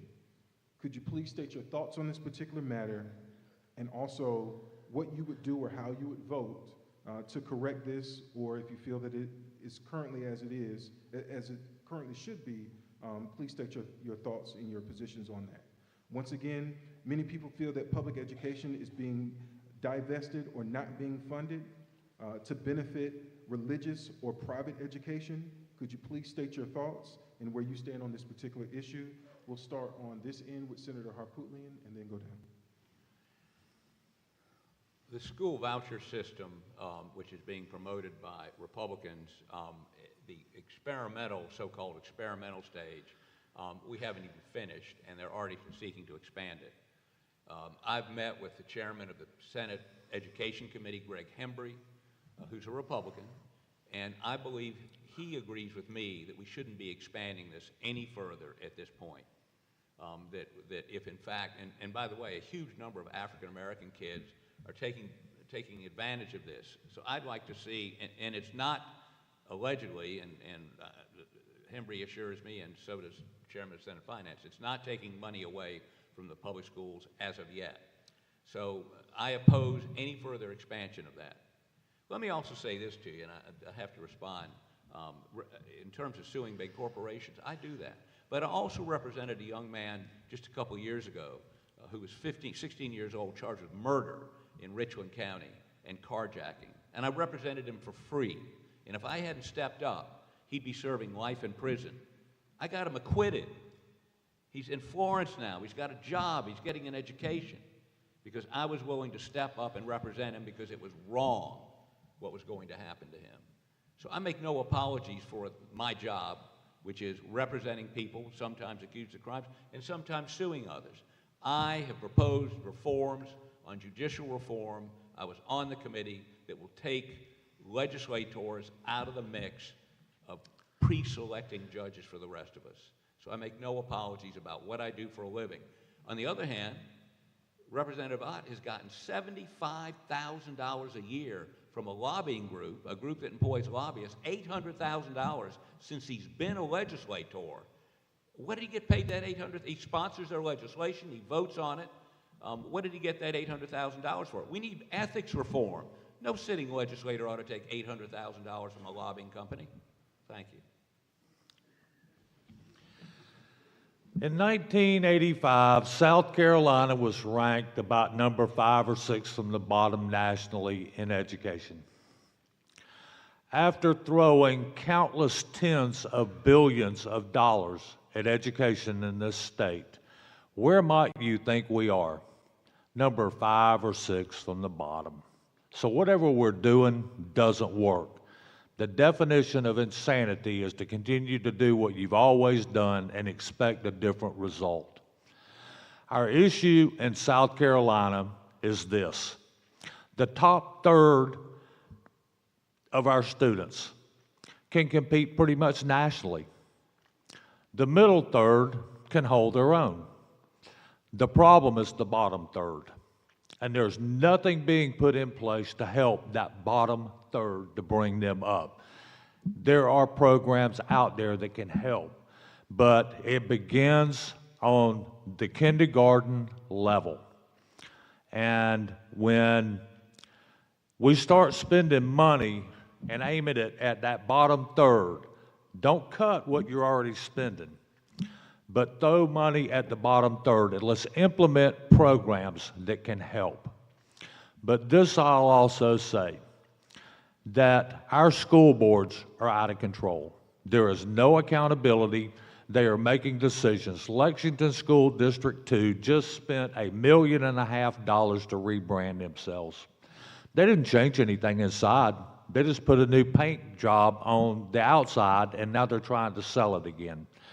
The city of Columbia just rebranded itself. It's $1 million, so nothing changed inside. Now, I'm proud of downtown Columbia. I remember what it was 5 years ago, 20 years ago, versus what it is today, and I'm proud of what has been done down here. But getting back to education, we have got to spend more money on the bottom third. Thank you, sir. That's your time. Ladies and gentlemen, if we spent half as much time working to improve public education in this state over the last 3 decades as we have trying to come up with voucher schemes to get this public dollars to private schools, I believe that we truly could have had a huge impact on public education in this state. But that's the same old argument that we have heard for so long, to use as a distraction simply to funnel money to private schools. Look, my mom was a public school teacher, okay? I watched as she poured her heart and soul into her students. I still go across this region all the time, and I'll see former students of hers that say thank you. Thank you to tell your mom that I said thank you for what she meant to me in my life as I was coming up. Those people are having just such a huge impact on the lives of our kids, y'all, and we are not giving them what they deserve. We've got to start standing up to it, and we've got to start pointing out that if this private school scheme is so good, well, then put the same requirements on private schools that we have on our public schools, and then let's try to compare apples to apples. You're not seeing it. I have put up, along with my Democratic colleagues, amendment after amendment this year on things like anti-CRT legislation, DEI legislation, right? All of these pieces of legislation intended to suppress our history, right? To mute that history of what a lot of African Americans have gone through and fought for. Let's put that on the backs of private schools every single time, voted down, every single time. So there's a lot that we can do to improve public education, but let me say this. I said my mom was a public school teacher. My dad was a farmer growing up. Okay, we had nothing. I have been in agriculture, and I've been a farmer my entire life.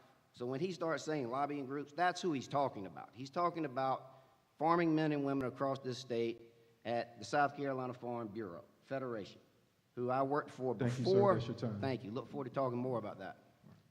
Now we're going into the closing statements. Once again, each candidate will have 2 minutes to offer closing statements. As you do so, please make sure that you list your website, social media contacts, so that those who are in attendance will be able to follow up and research more about your campaign. We'll start on this end with Senator Harpootlian, and then once again work our way down. Thank you, and thank you all for being here tonight. It's great to see folks engaged and interested in this election process. www.harpootlianforsenate.com. It's interesting to me as I sit here that To my immediate right, this young man is a Republican, announced Republican. And then on the other side of him is a Democrat who voted with the Republicans on the abortion issue, denying a woman the right to choose. He voted with the Republicans on open carry, which will allow an 18-year-old to stick a gun in his or her belt and walk around in your community and my community. So it just seems to me that there are clear choices to be made now in June and in November. Do you want somebody who subscribes to the main tenets of the Republican Party? This gentleman admits it, that one denies it. Or do you want somebody who's fought with you and for against the Republicans' efforts to restrain a woman's ability to decide what she does with her body, who's fought against the Republicans when they want this craziness? Every sheriff in the state opposed it. Every police chief opposed it. The ability to strap on a gun, hide it out in the open, and walk down Main Street. I voted against both of those every time they came up. This gentleman's for it, I'm sure, and this one's voted for it. So these are choices. You can talk about education and what your mom was a teacher, whatever, but the problem is you've got to make choices. I've made those choices, tough choices, as a councilman, as a solicitor, as chairman of the state Democratic Party, as a supporter for Barack Obama when no black folks would support Barack Obama in April of '07. So thank you very much for being here tonight, and thank you for listening to me. Mr. Smith? Well, first off, thank you all for having me. It's been an honor to be here. And I may have chosen the wrong seat being in between the mud, but that being said, both these guys actually are friends of mine, at least I think they are. I don't have any ill feelings towards either one of them. I speak to them, I shake their hand at the State House, and we have dialogue from time to time. But I think where we are is this. Where has the Democratic Party gotten you? And I'm for creating opportunity. I'm for creating a level playing field. And I want everybody to have the same opportunity that I have. I want the scales of justice to be balanced. And I want those that are administering the law to not be biased one way or another. A question I ask those judges that I see in the State House is, what is your view on the Constitution? Because the oath that we take is to protect and defend the Constitution. I didn't write that document. I was born into it as the rest of us were. And at some point I had to make a decision. Do I agree with it or do I disagree with it? And if I disagree with it, then where else am I going to go live? We still have the greatest country and the greatest state in the nation, right here in South Carolina. I love this region, I love this district, and I love the people. And I will be your voice in that State House. It's time to break the chains of denomination or of party rules. I'm a Democrat because my daddy was a Democrat and his granddaddy. The truth of the matter is that I will be your voice in that State House. I'm Chris Smith, and I am a Republican, and I'm proud of that fact, and I am running for State Senate. Representative Ott? Thank you, sir. I voted against the last abortion bill. Took the podium, and I voted against it. Spoke against it and voted against it. Gun legislation that he wants to quote. I voted against the conference report that was sent back from his body to the House. I voted against it. Ladies and gentlemen, facts matter, okay? Being honest matters. We can talk about the issues. That's what campaigns and elections are supposed to be about, but you have to hold candidates to a higher standard to tell you the truth. That's what we all have to start doing in these types of elections. Talk about making choices. He's made his choices. He's made his choices on where to spend his time over the last few years. He makes his choices every time he opens his mouth and makes derogatory comments about different minority groups across this state. Those are all choices. You don't get to say them and then back up and say, oh, I was just kidding. It matters because you're a leader and you have a responsibility to set examples. I want to thank each and every one of you for this opportunity to come and talk with you. I look forward to doing it more over the course of the next 6 or 7 weeks. I'm so excited about it. We are building something. We kicked off yesterday a volunteer day, and we had young folks from high school, from college, young adults come out and canvass this district because they believe in what we're building. We've got important decisions that we have to be unified on as we move forward.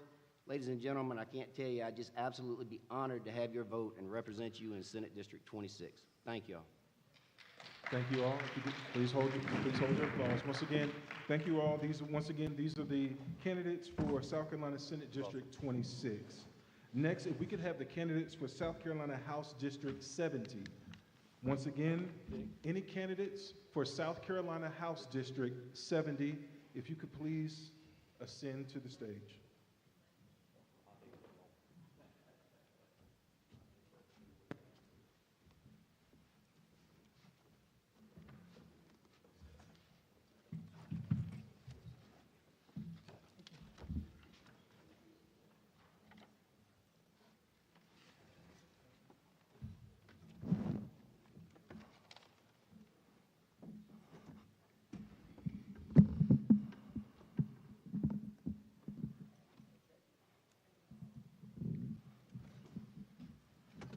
Once again, these are the candidates for South Carolina House District 70. We would like to thank them for being here on this afternoon. Once again, each candidate will have 3 minutes to introduce themselves. They will then have 2 minutes to respond to moderated questions. And finally, at the end, they will have 2 minutes to make closing statements. We will start once again closest to me. So we have, the first candidate we have is Mama G. Miller. If you could please begin. Yes, sir. Good evening, everyone. Yes, the name on the ballot is Mama G. First black at an all-American, all-girls school. A Black Panther, we won't talk about that. A domestic abuse survivor, community gang negotiator, crisis mentor for 578 young adult men. With divine guidance, I prevailed, all while building a legacy as the first and only woman recognized, yes, if you've heard, 10th degree Grand Master in the world. But we're going to put that on the side. I am so honored to represent District 70 that was given a legacy by Representative Brawley, and I wish to follow in that regard. My name on the birth certificate is Dr. Jermon Marie Mornair Bay. Imagine me in first grade. It's important that we remember we have choices. And my entire life, from being born in Jerusalem to being here in Columbia, South Carolina for 20 years, I see some people trying to add, well, how old is she? Okay. Has been an honor. I am a DAR and a mayor in Germany. And one thing I learned is that choice is important. How we communicate to each other is vital and essential. Thank you. Ms. Carlin? Good evening. My name is Eve Carlin, and I am a Democratic candidate for House District 70, which is one of the new redistricted seats in our state of South Carolina. It takes in about 60% Kershaw County and 40% Richland County. I'm running because I'm very motivated about economic justice in our state. We are one of the poorest states in the country, and we do not have to be. One of the things that we can do is to have a state minimum wage law on the books in the state of South Carolina. We don't have one. All the state has to do, employers in the state, is pay their employers the federal wage of $7.25 an hour. If we had a state minimum wage law on the books starting at maybe $10.25 an hour, our hourly employees in this state could make a lot more money every month, maybe $480 more a month. That would help them with rent, utilities, food, and maybe just lift up our entire state.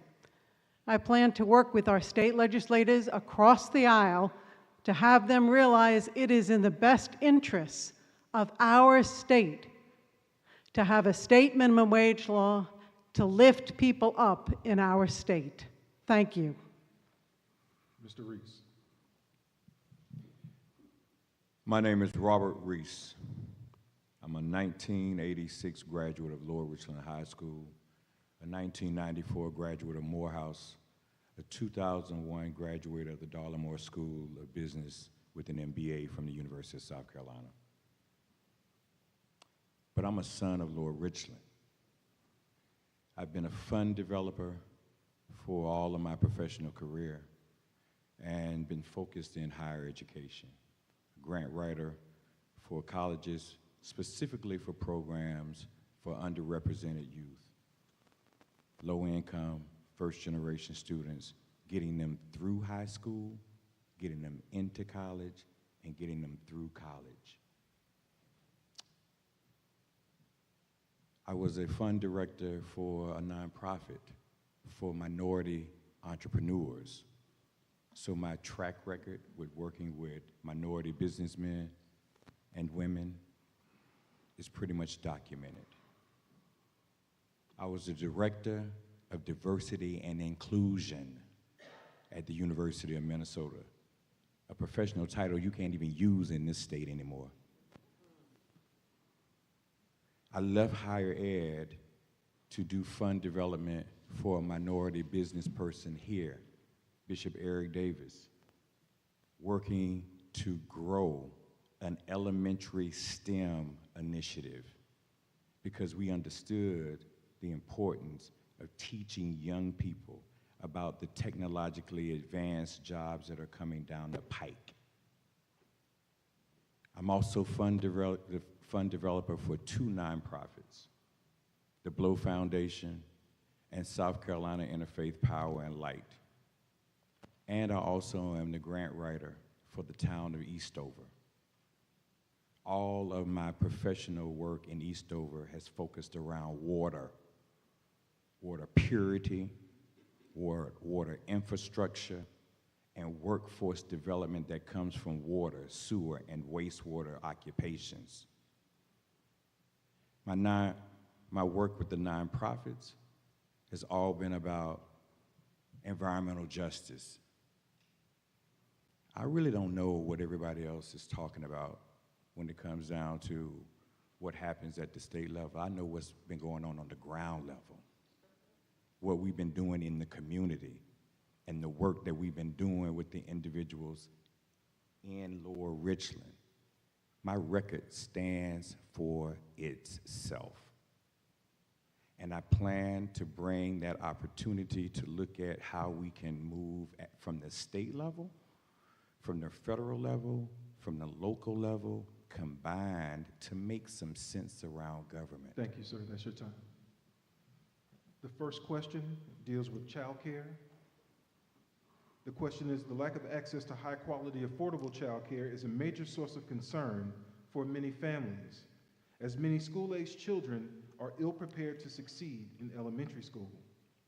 Also, many families cite the cost of child care as a reason why parents may be unable to pursue educational and other professional opportunities. What, if anything, should the state do to address the lack of adequate, high-quality child care options available for its citizens? Once again, the question is, what, if anything, should the state do to address the lack of adequate, high-quality childcare options that are available for its citizens? We'll start at the far end with Mr. Reese. I thank you for this question. I have two daughters, one that is 27 and the other that's 25, and they both are Spelman graduates. I'll never forget when my oldest daughter just turned 3, we had the blessing of my mother-in-law being able to take care of our girls during the day, so we didn't have childcare. And I remember when my daughter turned 3, we made the decision that it was time for her to get into a structured educational program, and we sent her to the Montessori school. And so I've been really interested in this debate that's been going on in the Lower Richland community about early childhood education, particularly as it relates to Richland District 1 and the fight over an early childhood education center.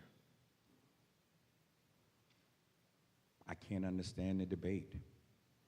When children are going to school, not really having the educational foundation that they need, having a 30 million word gap because of socioeconomic status, we've got to do more to provide more resources for early childhood education centers that are not at the cost of the individuals who are least able to afford them.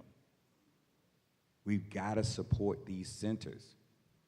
It's incredibly important. I had the luxury of being able to decide to send my daughter to an early childhood education program that prepared her for Spelman. A lot of people don't have that opportunity. And if we don't provide that, then we're derelict in starting our students and the next generation of citizens, giving them the foundation that they need in order to be successful in school. Ms. Carlin. We have to do better in the state of South Carolina with the help to our daycare centers and our daycare providers, but mostly to our working families. We need to increase subsidies. We need to increase scholarships, grants. It's like South Carolina is two faces of the same coin, with its golf courses and its beautiful temperatures and friendly faces. But on the other side of the coin is we are one of the poorest states. We have one of the highest gun violence statistics. We are not committed to public education, and we need to do better to commit and be fair to working families in our state. And one of the things we can do is to promote and provide for our daycare centers and our daycare providers. Thank you. Yes, ma'am. Years ago, corporations provided child care facilities on site. I have seen the destruction of that too many times, because when a single parent no longer has a safe place to have their son or daughter go, they begin to stay home and give up. Presently, there are 159 young people in the Department of Juvenile Justice. And one of the stories that I would hear more often than not, gee, I wish I could have gone to school rather than just sit here. Child care, especially for our teen parents, is going to prevent a lot of our young people from ending up in the justice system, especially if we have qualified teachers to be with them in community centers or wherever they can go and get true care and love. Thank you. The next question deals with access to health care.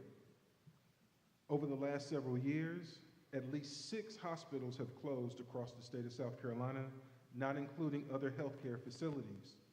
This has caused a decrease in access to medical services for many, especially those in rural and minority and low-income households. It's also increased wait times and affected patient care at other healthcare facilities. Some experts believe that expanding Medicaid would relieve some of these issues and bolster opportunities for existing healthcare providers to offer healthcare to all. What, if any, what is your stance on the expansion of Medicaid, and what do you think the state should do to increase the access to healthcare for its citizens? Once again, what do you think the state can do to increase the access to healthcare for its citizens? And also that question infuses the expansion of Medicaid. We'll start with Ms. Mama G. Miller.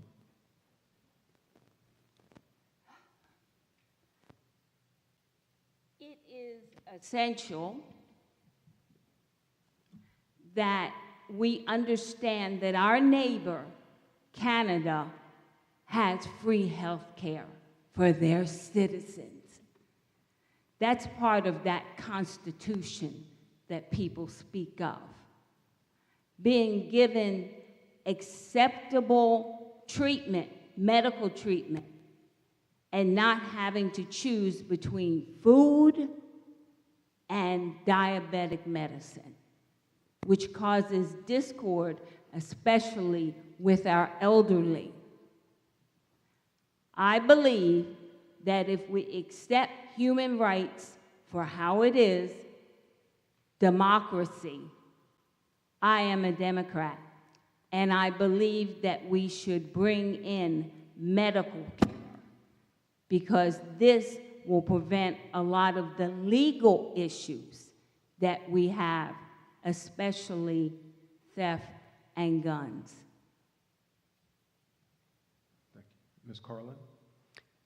I would first like to state that I am absolutely for the expansion of Medicaid, and to not have it in the state to me is a crime. We can also do many creative solutions to provide medical care to communities where there is a desert of community health care. And that could come in the form of mobile units of medical care going out, of working with United Way, of working with corporate partners to provide health screenings and so forth. We need to think of things out of the box that can bring health care to the people if they don't have the ability to go to a hospital because of transportation and so on. This is critical for public health to have a state that has good health.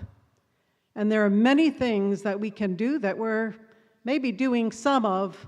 We can do them better, and we can do more, again, with some creative solutions working across the aisle for everyone to realize this is in the best interests of the people of South Carolina.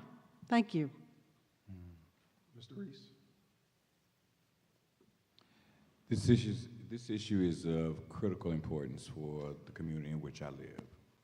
We have the longest wait times for ambulance. We have the longest distance to get from our residence to a hospital. This is critically important for us.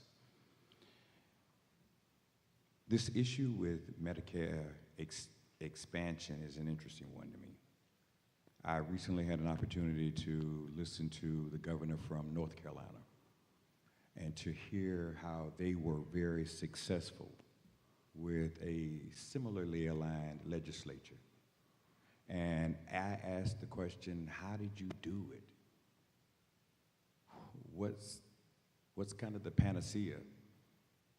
And he said that we formed partnerships with industries that understood the importance of healthcare. There are police agencies who are dealing with mental health crises daily, and a lot of other industries that sometimes we think are republicly aligned. We've got to find ways to bridge this partnership gap with industries that would allow them to support Medicare expansion, because Medicare expansion will allow for the expansion of facilities in our communities as well. We can't just rely on mobile units. We can't just rely on telehealth. We've got to have some really good physicians that are centrally located in some of these communities or close to these rural communities. And it's going to be a central point of mine to make sure that we can find these partnerships, these collaborations, build these bridges so that we can make sure that we do some common sense legislation around expanding Medicare. Thank you, sir. We'll now go into the closing comment section. We'll start at the far end with Mr. Reese. You have 2 minutes to give your closing statement. As you do so, please make sure to list or to state to everyone where they can find you, whether it's through your website, social media, so they can learn more about you and your campaign.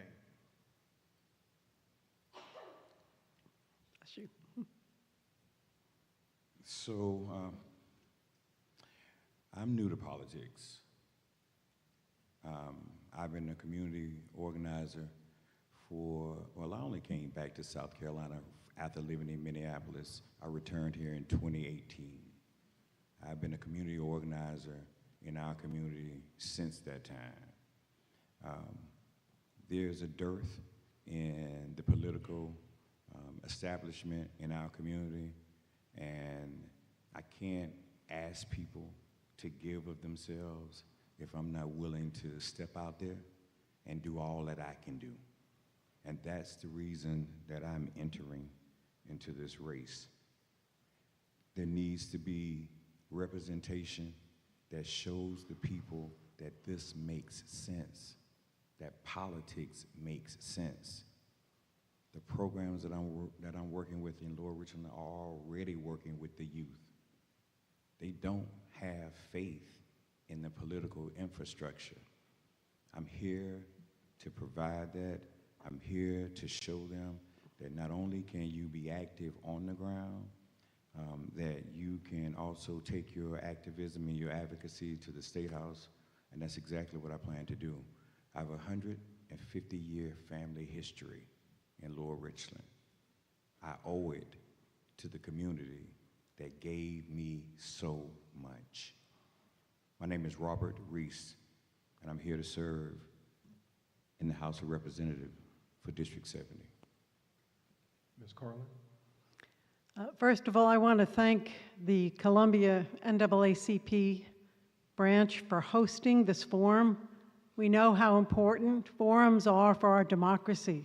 Thank you. And I want to thank my colleagues on the bench here for being here so that we can have a good exchange with all of you.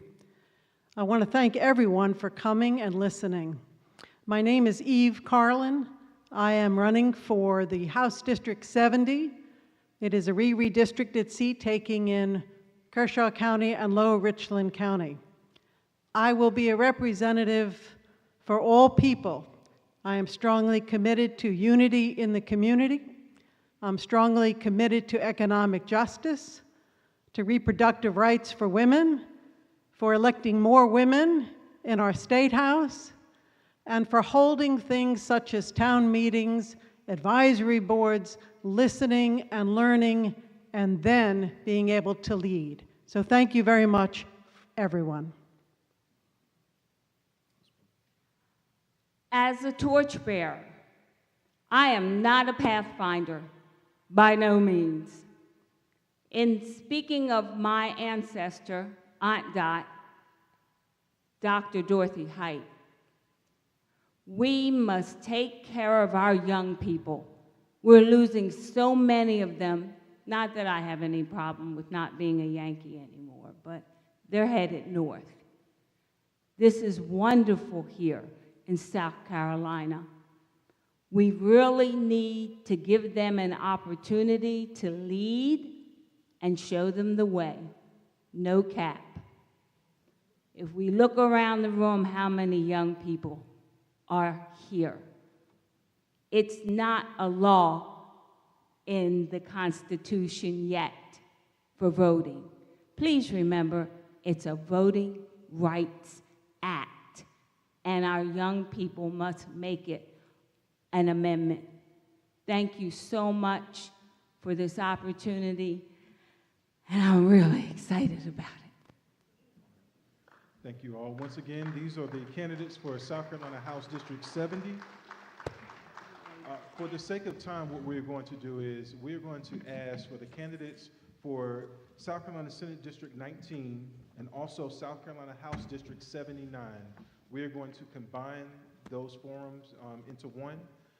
But as those candidates come forward, once again, if you're a candidate for South Carolina Senate District 19 or South Carolina House District 79, please come forward. We will ask that closest to me, if we have our Senate candidates closer on this end of the pulpit, and then a little bit further away, if we have our House District candidates. As they are coming forward, we're going to have Representative Todd Rutherford to come forward. He represents South Carolina House District 74.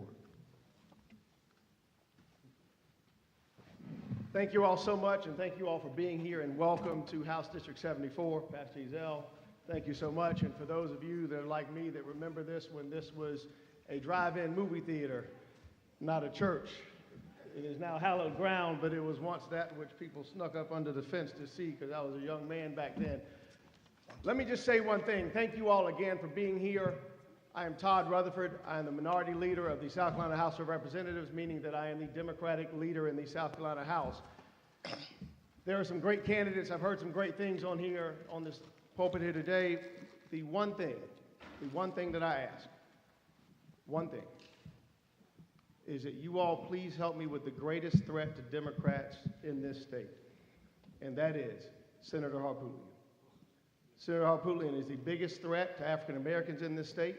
He is the biggest threat to elected Democrats.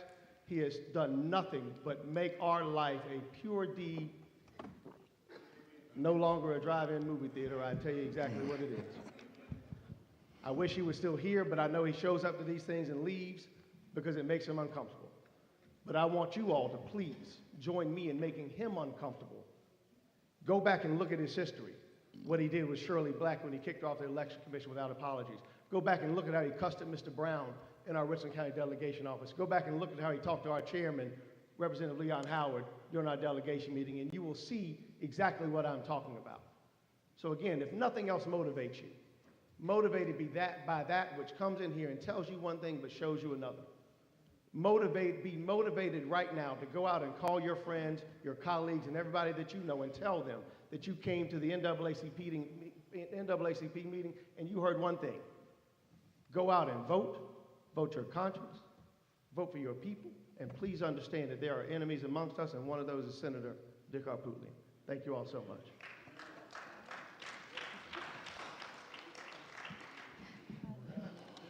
Once again, we are combining our forum for the sake of time to be respectful of the hour as it is getting late. Once again, we have on the up on the pulpit the candidates for South Carolina Senate District 19 and also South Carolina House District 79. Once again, each of the candidates will have 3 minutes to introduce themselves. They will then have 2 minutes to respond to moderated questions. Finally, at the end, they will have 2 minutes to offer a closing statement. We will start closest to me with Senator Devine. You now have 3 minutes to introduce yourself for your opening statements. Good evening, everyone, and thank you so much for being here. I'm Tamika Isaac Devine, currently Senator from District 19, was elected in a special election in January, lifelong resident of Columbia, and this is my home. I am so honored to be able to be here with you this evening. I apologize for my tardiness. I actually was doing the work that I'm elected to do, and that was meeting with citizens in North Columbia. But I'm so excited to be a candidate for re-election this year. I have been in the State House for all of 4 months, and since I've been there, I've been working with and for you to make sure that District 19 is represented, whether it is serving on the various committees that I serve on, which are Rules, Corrections, Judiciary, and Fish, Game, and Forestry, or talking on the floor. I got sworn in on January 9th, and within a week, I was on the floor fighting hard to change or to keep the permitless carry bill from passing. Unfortunately, it did pass, but I was one of very few Democrats who actually got an amendment added to that bill, which was to amend it to make sure that anybody who has a lost or stolen gun reports it to law enforcement within 10 days. Because did you know, prior to that bill, you could lose or have a gun stolen, you did not have to report it to law enforcement. And many of the weapons that are on our streets that are killing our young people are stolen weapons. In addition to fighting for that, I have been an advocate for making sure that our citizens are represented. On Tuesday, I will be hosting a group from Columbia Housing Authority who have never been to our house, their house, the State House. I'm having them have a tour and talking to them about the legislative process, because it is very important that we have representatives who don't get elected and you never see them, but not only come to you in the community, but bring you to the State House so you know what we're doing. And so I look forward to the questions this evening, and I'm humbled and honored to represent you as your senator, and I hope that I can earn your vote for a full term, 4-year term. Thank you. Mr. Addison. My name is Michael Addison, candidate for Senate District 19. I was friends and knew Senator John Scott. He's a graduate of South Carolina State University, so am I. He's been was a strong advocate for South Carolina State, HBCUs. I'm originally from Hartsville, South Carolina. I took a major interest in Columbia as I was at one time practicing as a team doctor at South Carolina State University. But when we had the 1,000-year flood in 2015, I have a company called QLC Restoration, and we were instrumental in working with FEMA and other groups to help people get assistance from the floods, and also in helping find victims who were lost as a result of the flood. And so I've traveled the country, well, not the country so much, but the state of South Carolina as an advocate for business and businesses, because one of the problems I see in our community is the lack of capital for our small businesses. And without small businesses, your communities cannot survive. The small businesses are the backbone of the community. And my hat's off to anyone who's willing to open a grocery store, open a business within our community. We need to support those. But oftentimes we get redlined out of every dime that we need. We have elected officials who can put money back in the district, but seem like most of them are there just to serve their own self-interest. Because if it was, we would have seen the difference years ago, especially those who've been there for decades. And so we're ready for some new energy. Our young people are not participating in the voting process because of voter apathy, because they feel like nothing's going to get done. I'm out here in the streets. I'm originally from the projects, so I know what it's like to hang out with the kids. I see them with their guns. These young people got guns because of circumstances and situations. I think we should have gun control education in the schools. We have over 600 million guns in this country. There's no way you're going to get rid of the guns. But more people die from auto accidents than they do from gunshot wounds.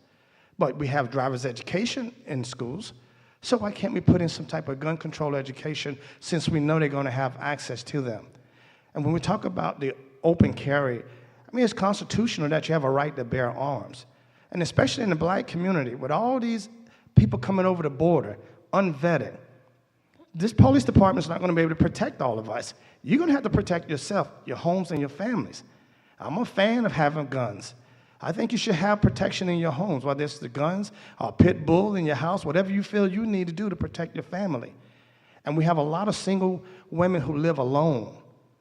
And people in the street who want to commit crimes, they know that. But think about it. When was the last time the police department was robbed? The Army doesn't get robbed because they know that they have guns to protect themselves. And remember, guns don't kill people. People do.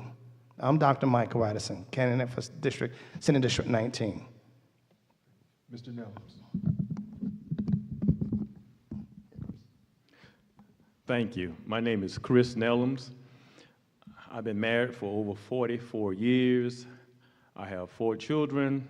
I have 16 grands, 4 sets of grand twins. So God has richly blessed me.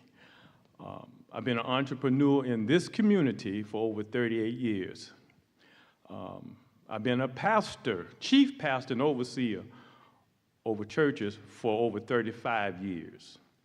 I am the chairman of the United Citizens Party in the state of South Carolina that was formed back in 1969 because the Democratic Party did not address the issue of the black community.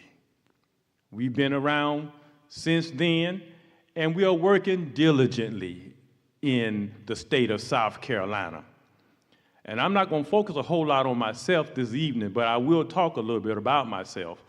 But I want to lift up our keynote speaker and our head candidate, Cornel West, who's running for president of these United States, and he will be in South Carolina real soon.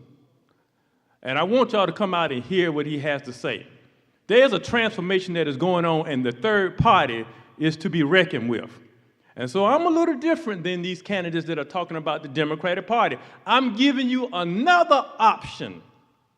So when you sit down and you sit down with your family and you start talking about the things that are going on in your community, you have to ask yourself the question, do we need to look for something different that may help us achieve the goals that we need to achieve? And we need to have that discussion.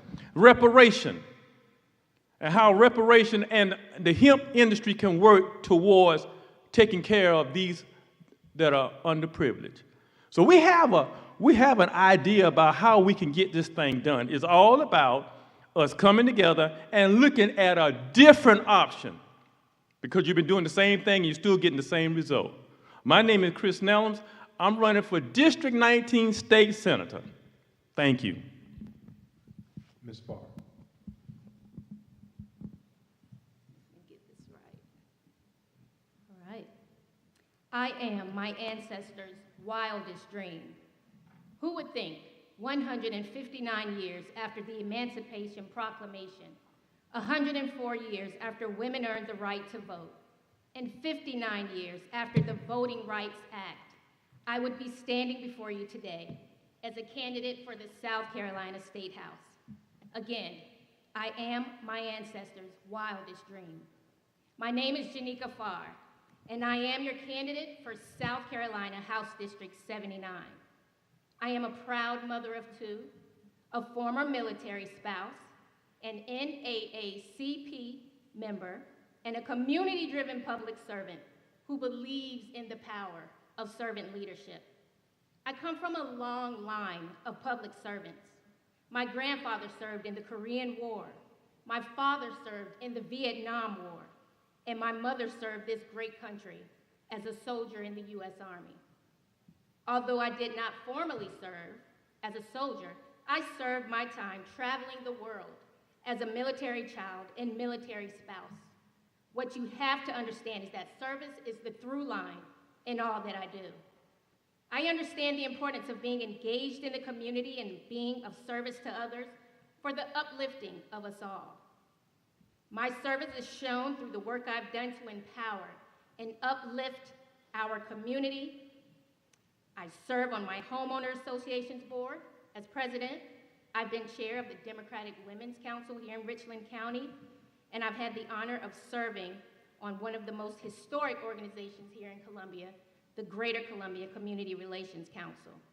I am one of the founders of the Northeast Columbia Empowerment Coalition, whose mission is to empower all sectors of our community through civic action and engagement. So my question for you today is, how can you lead if you haven't served? So I'm asking that on June 11th, that you vote for a tried and proven servant leader with a message of hope, unity, and service. Let's go far together. My name is Janika Farr. Good evening, ladies and gentlemen. My name is Hamilton Grant. I am a candidate for South Carolina House District 79. Let me want to applaud you all for being here and sitting through just about every single one of these candidate forums. As a candidate, I can't tell you enough what that means to us, so thank you for being here. I am a husband, a father, a community leader. I have served as the former president of the Columbia Urban League Young Professionals. I've been elected as the youngest person to ever serve South Carolina State University as a board of trustee member. And currently I am the president of Grant Business Advisors, where we work with small businesses, commercial clients, and churches to help them realize their goal of access to capital. And since the inception of our company, we've successfully arranged over $1 billion in financing for companies of color and churches of color across not only this community, not only this state, but the entire country. And so I am running as a young professional who has been a lifetime member of this city and of this area because I have peers that grew up with me that leave this area and don't come back because they feel there is nothing for them. I am running to make sure and ensure that not only my family, but your family and the family of generations to come have a South Carolina that they can be proud of. Kudos to the Richland County officials and all of our Richland County delegation that spoke earlier about the billions and billions of dollars of investment that are being poured into this county. But unless people who are in this county and in this area have an opportunity to work these jobs of these billions of dollars of investments that are coming, what is the use? So we want to make sure that there is a workforce that empowers what is coming here and make sure that we are elevated as a state, and it begins in South Carolina House District 79. So thank you. I'm honored to engage and share with you all. Thank you. Our first question, and it goes once again to all the candidates. We'll start at the very far end with Mr. Grant and then work our way back. The first question is simply, what will you do to support a vibrant economy and increase job opportunities for the constituents of House District 79 or Senate District 19? Once again, what will you do to support a vibrant economy and increase job opportunities for your constituents? We'll start at the far end with Mr. Grant. Thank you. I guess the opening statement was a great segue. So one of the things that I have done in my role is to make sure that different stakeholders in the community all have not only a seat at the table, but they are represented when it comes to getting contracts with these jobs and with the economy. It is not just a one-size-fit-all cookie-cutter approach. You've got to talk with school districts. You've got to talk with community stakeholders. You've got to talk with homeowners associations. You have to make sure that everybody that plays a role in the jobs and in the economy that are in this state have a say. And not only do they have a say, make sure they have an equitable opportunity to get a piece of the pie. Too often we see black businesses being left out of contracts because they do not have what you would say is the access to capital. And so what they would have to do is pair with a larger firm to get a contract because there's minority participation. They get awarded that contract and are left out of the budgeting because they don't have what they need. We've spent years, particularly in this community, putting on seminars to help business owners understand how to get that access to capital, what things people look for in order to be awarded contracts. And that is something that I will continue to do, not only on a professional level, but make sure it is represented in the policies that do not discriminate and restrict our black-owned and minority-owned businesses in this state. Ms. Barr? I've done some work with the Wiley Kennedy Foundation, and it's an organization that wanted to make sure that businesses that come into the district are for the people and that they have their best interests at heart. And so in District 79, I'm definitely going to do the same thing. And so that's making sure that we forge alliances with small businesses and other incoming businesses to ensure that we are championing not only the businesses and their support for our district, but also making sure that we keep the people that are impacted in mind. I understand that there's the Department of Employment and Workforce, and they have regional workforce advisors that work as liaisons to make sure that there is business development and also training for people within our district and within all of the regions to make sure that businesses are affording the opportunities for people to obtain training that is necessary to do the jobs that are coming to our industry, especially the jobs that have technology and the importance of the businesses that are coming out of those. So I want to make sure that we work together, not only with business that come into our district, but also for the people so that everyone can benefit. Thank you. That's an excellent question. I think that's one of the questions that I started out with back in 1985. I started my first business in 1985 in the industry of linen. I understood what it took in order to go in business, but I needed resources, I needed money, and that's one of the problems that most small businesses have is attaining the capital. And so one of the things that has to happen is entrepreneurship, a school to teach folk how to go in business, and then give them the access to go in business. One of the things that I see across the state of South Carolina, because I traveled, and I had the opportunity to meet a lot of folk when I ran for the Commission of Agriculture, I found out that we have to have a plan. And the plan that I found in this state is hemp. Let me say it again. The plan that I found in the state of South Carolina that will take, I'm talking about everyone, to the promised land is hemp. As of yesterday, I was down in the Low Country, and the first corticator in the state of South Carolina was here in the Low Country. 99% of the people didn't know that, but we was on a farm, and we corticated hemp. That will take us to the promised land. And we're not looking at it because we're thinking that hemp, and we're looking at it from the marijuana state, but I'm talking about from the industry perspective. I'm talking about hemp concrete. I'm talking about hemp wood. I'm talking about hemp flooring. I'm talking about building houses with hemp that will reduce our costs. I'm talking about energizing this state. But we're not paying attention to it. Thank you, sir. That's your time. Dr. Addison? Hemp is very important. I'm a big fan of hemp and will do everything I can to help farmers. Oftentimes, the licensing requirement is so restrictive that they can't get the permission to farm hemp, which, like Chris said, it would be a game changer. But another thing, as Hamilton talked about businesses getting opportunities, I think we should have a mandate set aside for small minority and black-owned businesses, especially when businesses are doing work in our communities in our district. But in addition to that, oftentimes our businesses have problems with getting bonding, performance bonds, bid bonds. And since they can't get bonded, they can't win the contract. And then when they do go to petition for a small minority contract, the applications are sometimes 10, 15, and 20 pages long, whereas a prime contract, the application is 1 page. So there's redlining in almost everything we do, but we have to have the funding. And I just read an article where the legislature just found all these billions of dollars in surplus money, and the question is, what are we going to do with it? Are we going to infuse any of that into our small businesses, into the districts that really need it? Are we going to increase teachers' pay?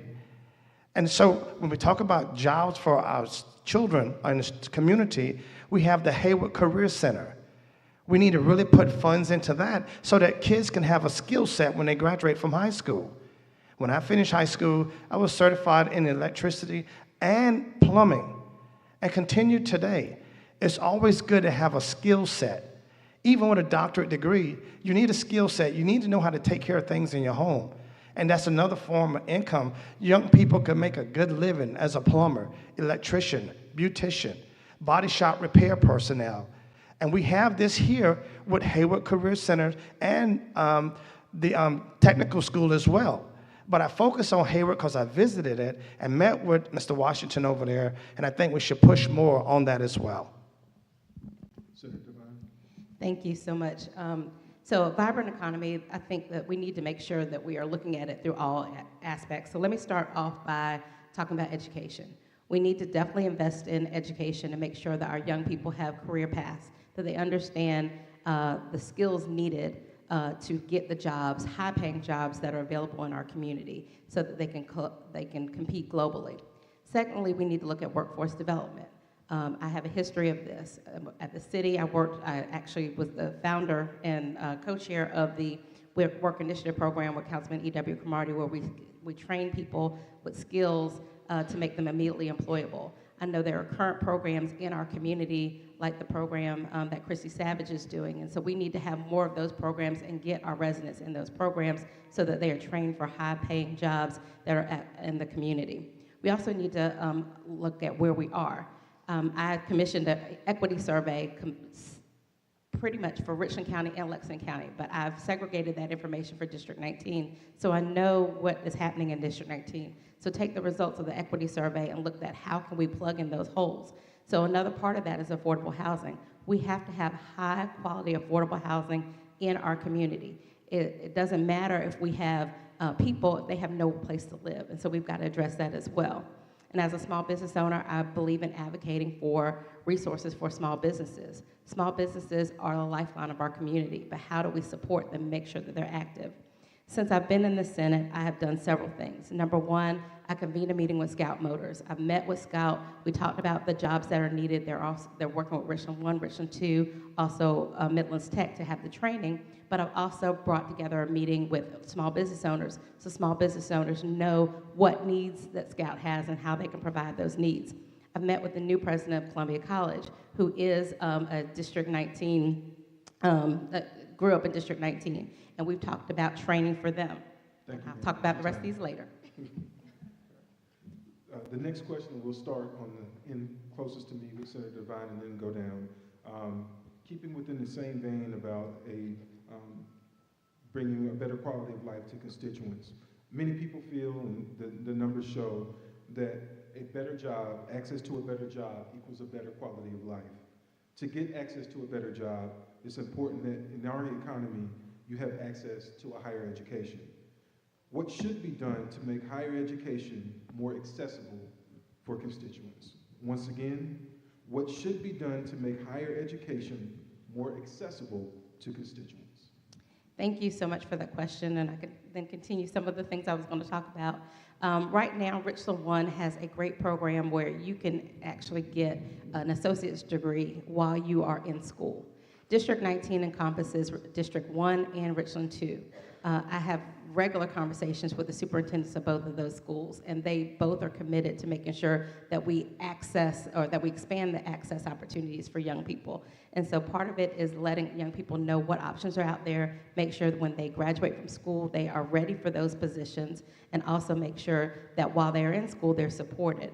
We also need to look at, when we talk about education, we cannot ignore what happens in our community and how it impacts education. There's a lot that gets said about Richland 1 and Richland 2 to a lesser extent, but they are dealing with community issues in the schools. And so we can't be upset when we see schools that might not be, children might not be performing, but those kids are coming to school hungry. They're coming to school that there was gunshots that night. And so we have to understand that when we are trying to educate a child, we are taking the children where they are. And so we've got to address these issues. Since I've been in the Senate, I have been working with the Senate legislative staff on writing legislation that addresses gun violence, that addresses high poverty areas, that addresses children that are hungry. I worked with the Black Caucus, and we had a press conference trying to make sure that our state takes summer dollars to feed our kids. And so we have to look at education in a holistic aspect. We can't just leave it to the schools, because the schools have the children for 8 hours a day, but our community needs to be part of that education. And if we can address those issues, then our children will be ready to succeed in school, and when they get out of school, they can get high-paying jobs. Dr. Addison. Higher education. I think one of the most important things that we've missed out on is getting our churches involved in the educational system. Everyone always screams about there's a separation between church and state, and that's just not true practically. But you think about the after-school programs that we could have in churches, and the development programs and trainings that we could do in our churches. They've already gotten rid of DEI. They've gotten rid of affirmative action in education. Congressman Clyburn said last night, it's only going to get worse. They're taking away everything. But I'm like, man, that's just a perfect opportunity for us to take our stuff back. Back in the day, you couldn't even go to these schools. It's not even in hospitals. I was born in Hartsville, South Carolina. My mother had to have me in the basement because black women couldn't go up to labor and delivery. And there was nothing but a dirt floor where I was born. But what if we had our own hospitals like we did in the past? Our own institutions. See, God bless the child that has his own. You're talking about education. What use in running our kids through a training system to be employed at a company where they can't even get a job? What about teaching them entrepreneurship through our churches? This is our house. This is what we control. You want to ban books that we want our kids to be taught? We'll teach them in our own school, in our own churches. This is where I learned, in Sunday school. I learned how to read, write, speak, and everything in Sunday school. And we got to get prayer back in the schools, and that's another subject because it'll help cut down on some of the suicide and intimidation that our children are going through. Back in the day, when I was a kid, I had something that I could hold on to, and that was my relationship with God when no one else understood. It's very important. And if you're out here in the streets and you get to hear these young people talk, they're clinging to their guns. That's the new relationship, to their protection. That's their source now. And so they're watching what we're doing. They hear what we're saying, but they're watching what we're doing. Mr. Nelms? They always say the proof is in the pudding. I pastored, chief pastor and overseer of Speak to My Heart ministry.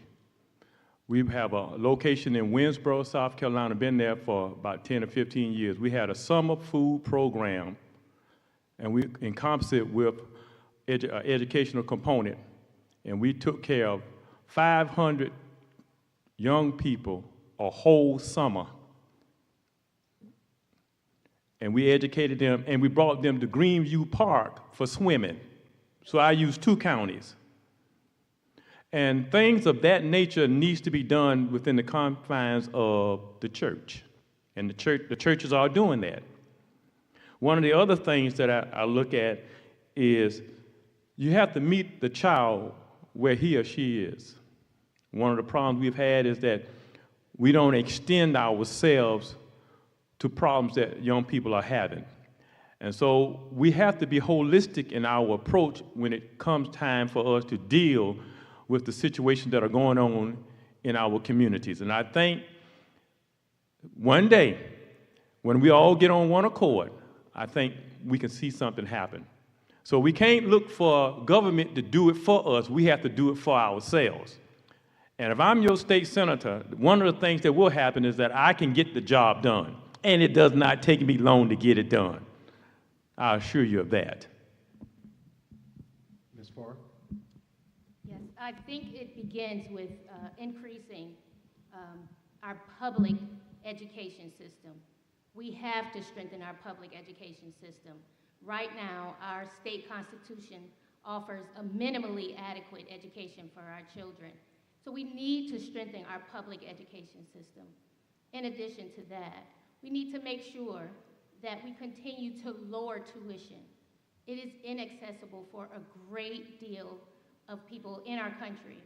And so doing both of those, along with strengthening our education, focusing more on the trades for students. It doesn't take a 4-year degree to make a living. Our economy is changing to where trades are more important and most needed now more than ever. You have technology jobs that are occurring. You have more mechanics that are needed. You have more plumbers that are needed, electricians. There is a way for us to bring our students and our young people up into an economy so that they can thrive. But it all begins with strengthening our public education school system and keeping that funding for public schools, not ciphering it out to private schools.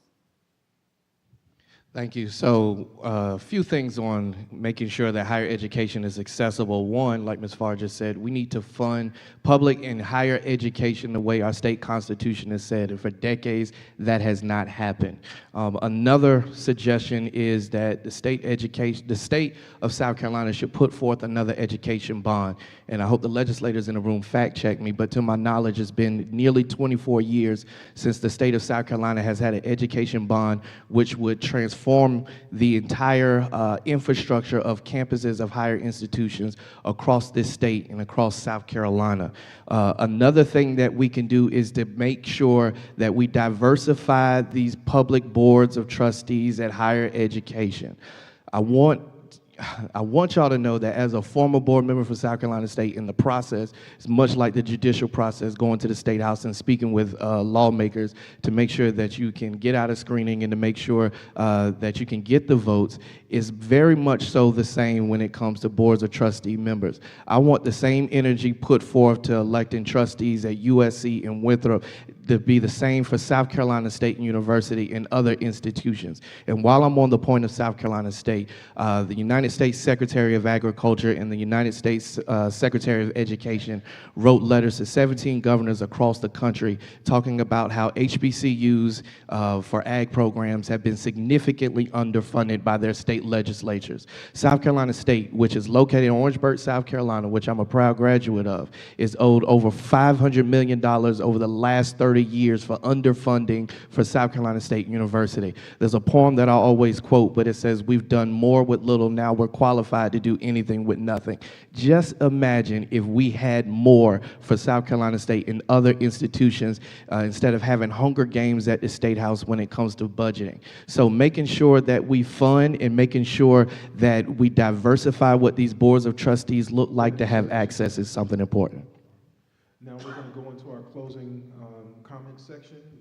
Each of the candidates, once again, will have 2 minutes to offer closing comments. We will start at the far end with Mr. Grant and then work our way back down and finish with Senator Devine. Mr. Grant. Again, thank you so much for being here. My name is Hamilton Grant. I'm running for South Carolina House District 79. You can learn more about my campaign and get involved and engage with us by going to grantforsc.com. There are various issues that you've heard tonight and that are extremely important. One that I wish we had more time to talk about is the ever so long-awaited project and completion of Hardscrabble Road. If you are anywhere near Northeast Columbia and Northeast Richland County, you know all about that. And so I look forward with engaging with each and every one of you. And when hopefully I'm elected, we can make sure that what's happening on Hardscrabble never ever happens to any community in our area or in our state. And since we've heard so much on different issues, one of the things that we have not talked so much about is legacy. There's a quote that says, "Legacy is never about the building, it is what you build on." And in that vein, we lost a trailblazer last week that left an indelible mark of a legacy, who was a lifetime member of the NAACP in one Bishop Frederick Calhoun James. Bishop James was the 93rd elected and consecrated bishop of the African Methodist Episcopal Church, who lived his life in service and made sure that he left a legacy that all of us could build on. And so while we have so many people in the room, elected, appointed, and unelected and unappointed, whatever you call yourself, you're a leader. And I want to make sure that we lift up Bishop James's memory, his light, and let's all strive to serve as Bishop James did. May his soul rest in peace. Well, I've lived in District 79 for over 20 years, and I've seen the exponential growth that has come our way. We know that growth brings growing pains, but growth also brings beauty. And that beauty lies in the diversity that our district holds. I believe wholeheartedly that diversity is not our problem, but it's our promise. And in that promise, we all want the same things. We want safety in our neighborhoods and our communities. We want a great education for our kids. We want wages to ensure a quality of life that we can be proud of. And we want roads and infrastructure that supports our everyday routines. Well, my friends, we are facing uncertain times. We have a legislature that's working against making our communities safer by allowing anyone over the age of 18 to openly carry a gun. We have a legislature that is working to take public school funding and place it in private schools instead. My friends, we have big concerns. But what I have learned throughout my life is that you have to fight, and you have to keep your foot on the pedal to move forward. And that's what I'll do every day as your State House representative. I'll fight for sensible gun laws, fight for an education that's best for our children, and no more of us ranking in the bottom 10th in our nation. And let's finish those road projects that have been going on for over 7 years. And then let's ring the alarm to a sound off that representation matters. We need more women leaders in our General Assembly, and I am answering the call. There's a proverb that I hold dear to my heart, and it's found in Proverbs 8:31. It says, "Speak up for those who cannot speak up for themselves, for the rights of the poor and destitute. Speak up, stand strong, defend the rights of all who are in need." I stand before you today with a God-given voice who will speak up for all of us. And I hope that you join me. Thank you, ma'am. That's your time. Thank you. Mr. Nellums. This is the time and this is the date as you go home this evening, we're starting a process, and this process is, where you stand, are you any better? The things that you've done over the last 10 years, has things gotten any better? Whether it's Democrat or Republican, has it gotten any better? And the people are saying now that it's time for a change. It's time for us to look for something that is different, new, fresh, with energy. The United Citizens Party has energy. I want to let you know that Dr. Cornel West will be in South Carolina June the 6th at Ruth Simon Family Life Center. You can get your tickets. You need to come out and hear this brother, for he has something to say to us. One of the great minds of this country, one of the great minds of this country that can share some insight of the reason why we're in the area and problems and trouble that we are going through and how we can get out of it. The United Citizen Party. I'm running as Chris Nellums, State Senator, District 19, and we have a full ballot this year. Praise the Lord. We have Marcel Dixon running U.S. Congress. So I'm excited about what we're doing here in the state of South Carolina. There's going to be a transformation, and we're growing, and we have a whole lot of energy. Praise the Lord. Dr. Addison? It's an honor to even attempt to serve the community. I remember when I was at South Carolina State and I was the class president of about 600 students in my class. And we really focused on academics. Even though we had a great time, a lot of fun, we focused on academics. But we're not even participating in voting anymore. We had a special election in which my colleague to my left won, and we had about a 7% participation. That means 93% of the people said, the heck with it. What is it going to take to get participation? I mean, we can, all of us could serve. This is a great group here. Any one of us can serve, but what about the young people who are looking at what we're saying and not what we're doing? We're not even mature enough politically to see that we can agree to disagree and still work together. We take it personal, like you mad at me for running against Tamika. Get real. I'll do anything I can to support her. But it's competitive, and it's supposed to be that way. We have over 1,000 people running for office this year in the state of South Carolina, which is great. We need more people to get involved, get engaged. And we need to look at term limits. We don't need people to sit in office for 20 and 30 years. Nothing will get done. It'll be the same old, same stomping speech. Like one of the brothers said earlier, the guy come out here and say one thing, Representative Rutherford said it. He says one thing but does something different, talking about another guy. But my thing is, why are we not getting involved? What are you afraid of? Someone saying something bad about you? Well, they talked about Jesus. They always going to talk about you. And then lobbyists. How many of us are becoming lobbyists? Going down there petitioning our government. Like I said, I only need 10. Jesus had 12. One of them betrayed him and one denied him 3 times. I take 10 and go down there and we'll make change and show our position. Senator Devine. Thank you. Thank you all so much for being here. I know it's been a long afternoon, but you being engaged is what is the greatest part about our system. I'm Tamika Isaac Devine, and I'm currently serving as your state senator for District 19, and I'm humbly asking for your support for re-election for a full term. Once I got elected, I hit the ground running, and it has been nonstop. But this seat is not about me. It is about the people of District 19, and more importantly, our state of South Carolina, because every single senator has one vote. We represent, and what we do represents the entire state. Since I've been there, I've been advocating for you and making sure that not only is the system accessible to you, but that you understand what's going on. So whether it is the open carry or permitless carry bill, or whether it is medical marijuana, or our judicial reform, or even our criminal justice reform and what's happening at DJJ, I've been at the table. And not only have I been at the table, but I've been asking the right questions. I've been making sure that we're holding people accountable. You know, you talk about the $1.8 billion. Well, the reason you can't spend it now is because you really don't know where that money is supposed to go. But when we had that debate, I was on the floor asking the hard questions and asking, how do we hold the state treasurer accountable? As your state senator, I will continue to hold people accountable, and I'll make sure that we're advocating for accessibility, transparency, but most importantly, that your voices are heard at that state house.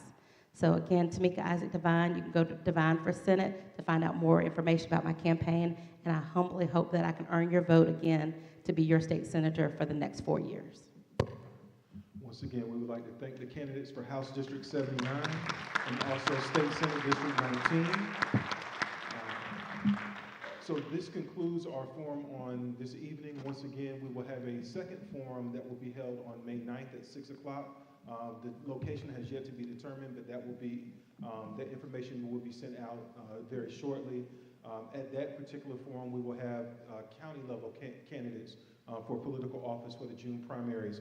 Once again, Election Day is June 11th. The deadline to register to vote is May 10th. The early voting period for the primary is from May 28th until June 7th. That's 8:30 a.m. until 5 p.m. Please remember they are closed on holidays and weekends, state holidays and weekends. If there is a runoff, the runoff will be held 2 weeks after that, and then the runoffs will take place from June 19th until June 21st. Once again, we would like to thank you all for coming out. Thank you. Okay. If you will hold off for 1 second, President Glover is coming up. Once again, I'd like to thank all the candidates.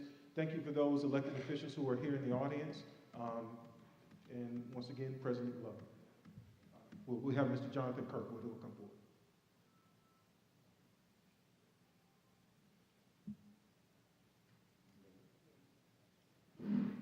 Good evening, everyone.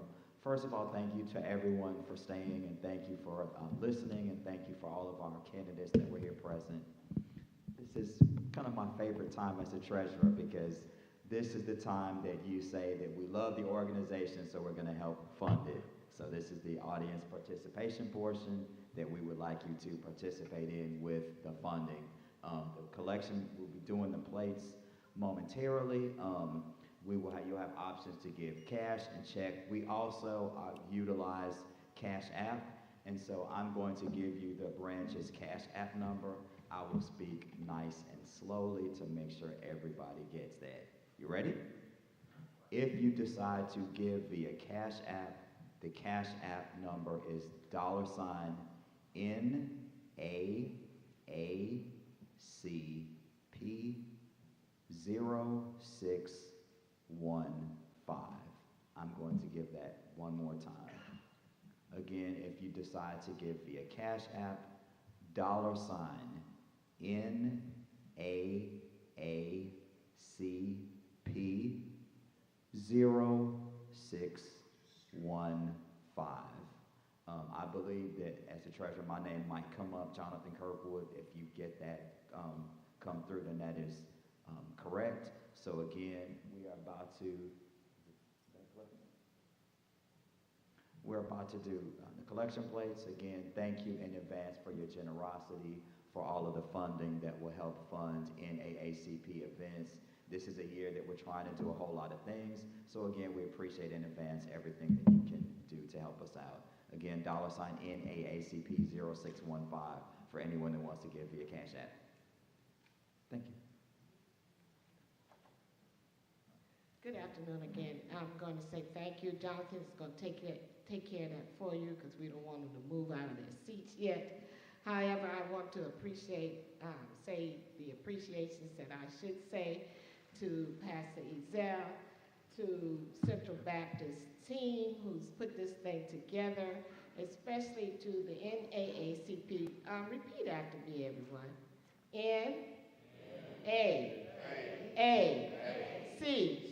NAACP. That's the way we pronounce it. Okay, it's no longer NAACP. We're trying to rebrand, and every time I get the opportunity to say so, I say it. But I also want to say thank you to the candidates' left and right hands who are here, because without them, they could not move as quickly as they do move, and we appreciate all of you as well. So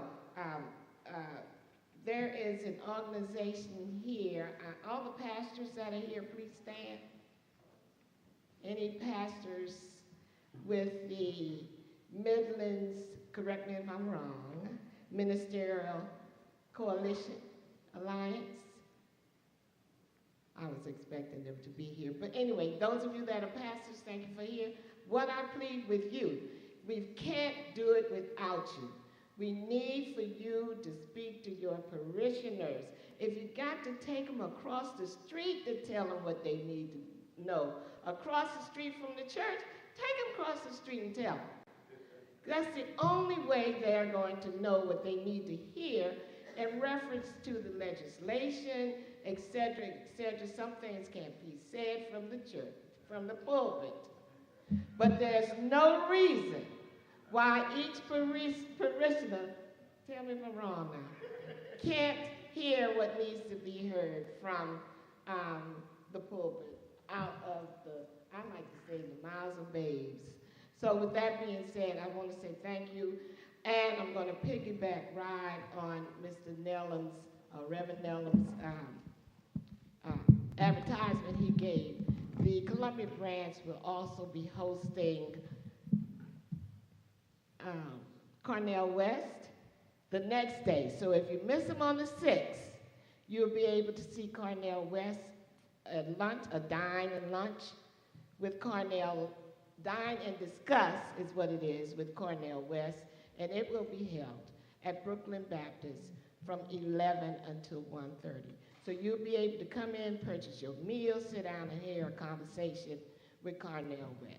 So please, that's another time for you to come and hear someone else. That's not a Democrat or whatever the terms might be. We good? Tell me you love me.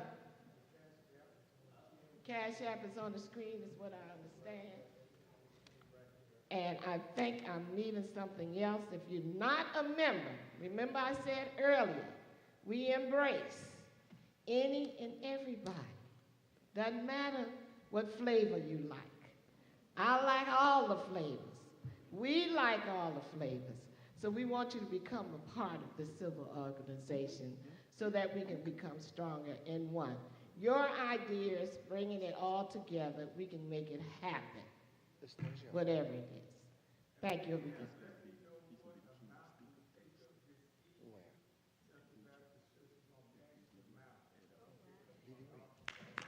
Did you hear that? Central Baptist will match the amount collected this evening, and I will let you know, because we have to check the cash app too.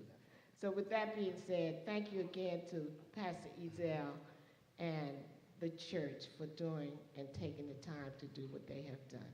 We did have a little trouble earlier with the Facebook, but if you go to my website, my name again is Ovita Glover, not website, Facebook. If you go to my Facebook, you'll be able to see this again.